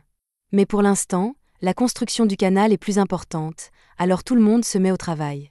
Comme sa pelleteuse va être beaucoup utilisée, Kenichi aura besoin de beaucoup de carburant, alors il sort 3 barils de carburant, et quelques minutes plus tard, les travaux commencent enfin. La machine de Kenichi est d'une grande aide, car elle peut faire en quelques minutes ce qui leur prendrait des heures. Après une longue journée de travail, Kenichi prépare un repas pour ses amis et en propose à Eupatorium. Elle est surprise qu'ils puissent préparer un repas aussi décent alors qu'ils sont au milieu de la forêt, et c'est absolument délicieux. Kenichi remarque que Nainji et les autres regardent la nourriture de loin, alors il les invite à venir manger avec lui, mais ils ne sont pas les seuls à avoir faim. Presque tous les ouvriers sont affamés car la taverne où ils mangent habituellement est en ville, et il serait trop cher pour eux de faire le trajet. Primula se sent mal pour eux, alors elle a une idée et demande à Kenichi la permission d'utiliser sa recette pour nourrir tous les ouvriers. Bien sûr, elle va toujours les faire payer, mais ce sera à un prix raisonnable pour que tout le monde puisse se permettre de manger. Tous les ouvriers sont ravis d'avoir de la nourriture, alors le chantier se transforme pratiquement en fête, et Eupatorium adore l'ambiance animée. Plus tard dans la soirée, Kenichi installe un bain et dit à Eupatorium qu'elle peut l'utiliser pour se laver. Eupatorium est émerveillé que Kenichi puisse créer un bain ici au milieu des bois, mais alors qu'il s'apprête à partir, elle lui attrape le bras et lui ordonne de se baigner avec elle. Kenichi essaie de résister car il est techniquement marié à Primula et doit s'occuper d'Anémone, donc il ne peut pas se laisser aller à ses envies. Eupatorium admire le fait que Kenichi tienne tant à sa famille, car en ce qui concerne la sienne, ils ne l'ont jamais vraiment considéré comme une personne. Tout ce qui intéressait ses parents, c'était de savoir qui Eupatorium allait épouser. Kenichi lui dit que c'est triste, mais que cela ne le concerne pas, alors il quitte la salle de bain avant qu'Eupatorium n'essaie de le séduire à nouveau. Le lendemain matin, Kenichi se réveille tôt, et la première chose qu'il voit, c'est Eupatorium en train de travailler dur pour distribuer de la nourriture à tous les ouvriers. Pendant un instant, il commence à penser que ce ne serait peut-être pas si mal de céder à Eupatorium au moins une fois. Dès qu'il commence à penser cela, toutes les filles se rapprochent de lui car elles savent ce qu'il a en tête, mais il leur dit qu'il ne coucherait pas vraiment avec Eupatorium car elle est une femme mariée, et il est assez intelligent pour éviter ce genre de drame. Eupatorium sait que Kenichi ne veut pas céder à ses avances, mais elle a tout un mois devant elle, donc tôt ou tard, elle le fera craquer. Quelques instants plus tard, Porage et un de ses associés reviennent sur le chantier pour se plaindre car aucun ouvrier ne vient manger à leur taverne. Primula leur explique que c'est parce qu'elle a commencé à leur vendre de la nourriture à un prix abordable, donc ils n'ont plus besoin d'aller à leur taverne. Elle leur fait comprendre que la raison pour laquelle ils ont perdu leurs clients n'est pas parce qu'elle les a volés. C'est parce qu'ils fixaient leur prix beaucoup trop haut, donc s'ils veulent un jour retrouver leur clientèle, ils doivent commencer à être plus honnêtes dans leurs affaires. Après cela, les travaux continuent comme d'habitude, et une fois les arbres abattus, Kenichi passe avec sa pelleteuse pour ranger tout le bois et les débris dans son stock. Ils font de bons progrès sur le canal, et à midi, les serviteurs d'Eupatorium arrivent enfin, donc il y a beaucoup plus de monde qu'avant, et l'eau commence à devenir un problème. Il pourrait en acheter dans son magasin, mais ce serait très cher, alors il décide de faire un deal avec les hommes bêtes. Il lui parle d'une source à proximité, mais elle est pratiquement impossible à atteindre sans une agilité féline, alors Kenichi leur propose de leur donner de l'alcool s'ils lui apportent de l'eau. Les hommes bêtes adorent l'alcool, alors ils acceptent volontiers son offre, et en peu de temps, le problème d'approvisionnement en eau de Kenichi est résolu. Pendant que tous les hommes bêtes profitent de leur alcool, Kenichi dit qu'il va se coucher, mais avant qu'il ne parte, une Eupatorium ivre lui passe un bras autour des épaules et commence à l'entraîner vers la chambre, et disons simplement que Kenichi a cédé. Un peu plus tard, Eupatorium s'endort, alors Kenichi quitte la chambre d'amis et essaie de retourner dans la maison principale, mais Anémone ne le laisse pas entrer car elle sait ce qu'il a fait. Finalement, la dernière section du canal est terminée dans le délai d'un mois et est officiellement ouverte. Lors d'une cérémonie en présence de la famille royale, Kenichi voulait éviter la cérémonie, mais Eupatorium l'a finalement forcé à y assister. Au milieu de la cérémonie, Eupatorium appelle Kenichi pour qu'il démontre la magie unique qui a rendu ce projet possible. Kenichi n'a plus le choix, alors il décide de jouer le jeu et invoque sa pelleteuse pour faire une petite démonstration devant tout le monde. La foule est émerveillée de voir Kenichi équilibrer une bûche au bout de la pelleteuse, et c'est vraiment impressionnant, mais où Kenichi a-t-il appris à faire ça? Après la cérémonie, Eupatorium est approché par le vicomte Timbergia, qui ne peut pas croire que le mage qui a vaincu Shaga est en fait un Astrantia. Il était sûr qu'Eupatorium allait perdre ses terres et devoir fuir le pays, mais Eupatorium rit à sa figure et lui dit que sa blague est presque aussi drôle que ce ridicule excuse de moustache qu'il porte. Kenichi voit tout cela et suppose que c'est juste une rivalité entre nobles, mais Primula remarque quelque chose d'inquiétant.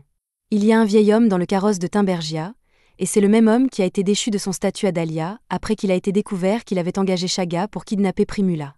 Le lendemain, Kenichi rencontre Graham, le mari d'Eupatorium, qui veut le remercier personnellement pour toute l'aide qu'il a apportée à la réalisation du projet.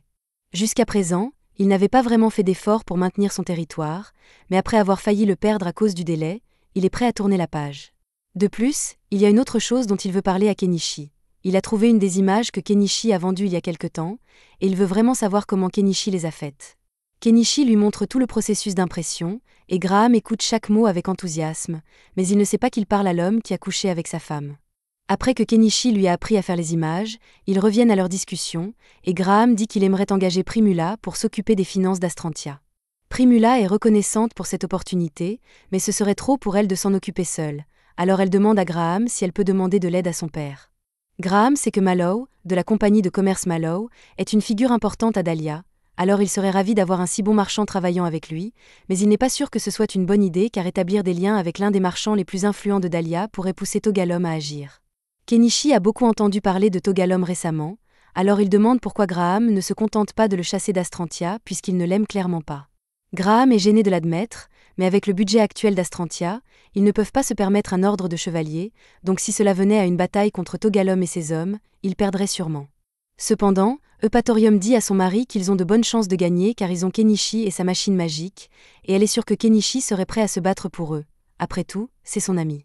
Kenichi n'aime pas qu'on l'implique toujours dans des choses compliquées, mais comme la situation est assez sérieuse, il accepte d'aider à combattre Togalom si cela devient nécessaire.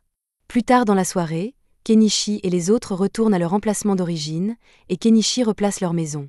Ils ont également reçu le grimoire de haute protection qu'Eupatorium leur a promis, donc Anémone pourra bientôt commencer à apprendre le sort. Mais pour l'instant, tout le monde prend un bain sous les étoiles pour se détendre. C'était la fin de l'épisode 10. Abonnez-vous pour ne pas manquer la suite.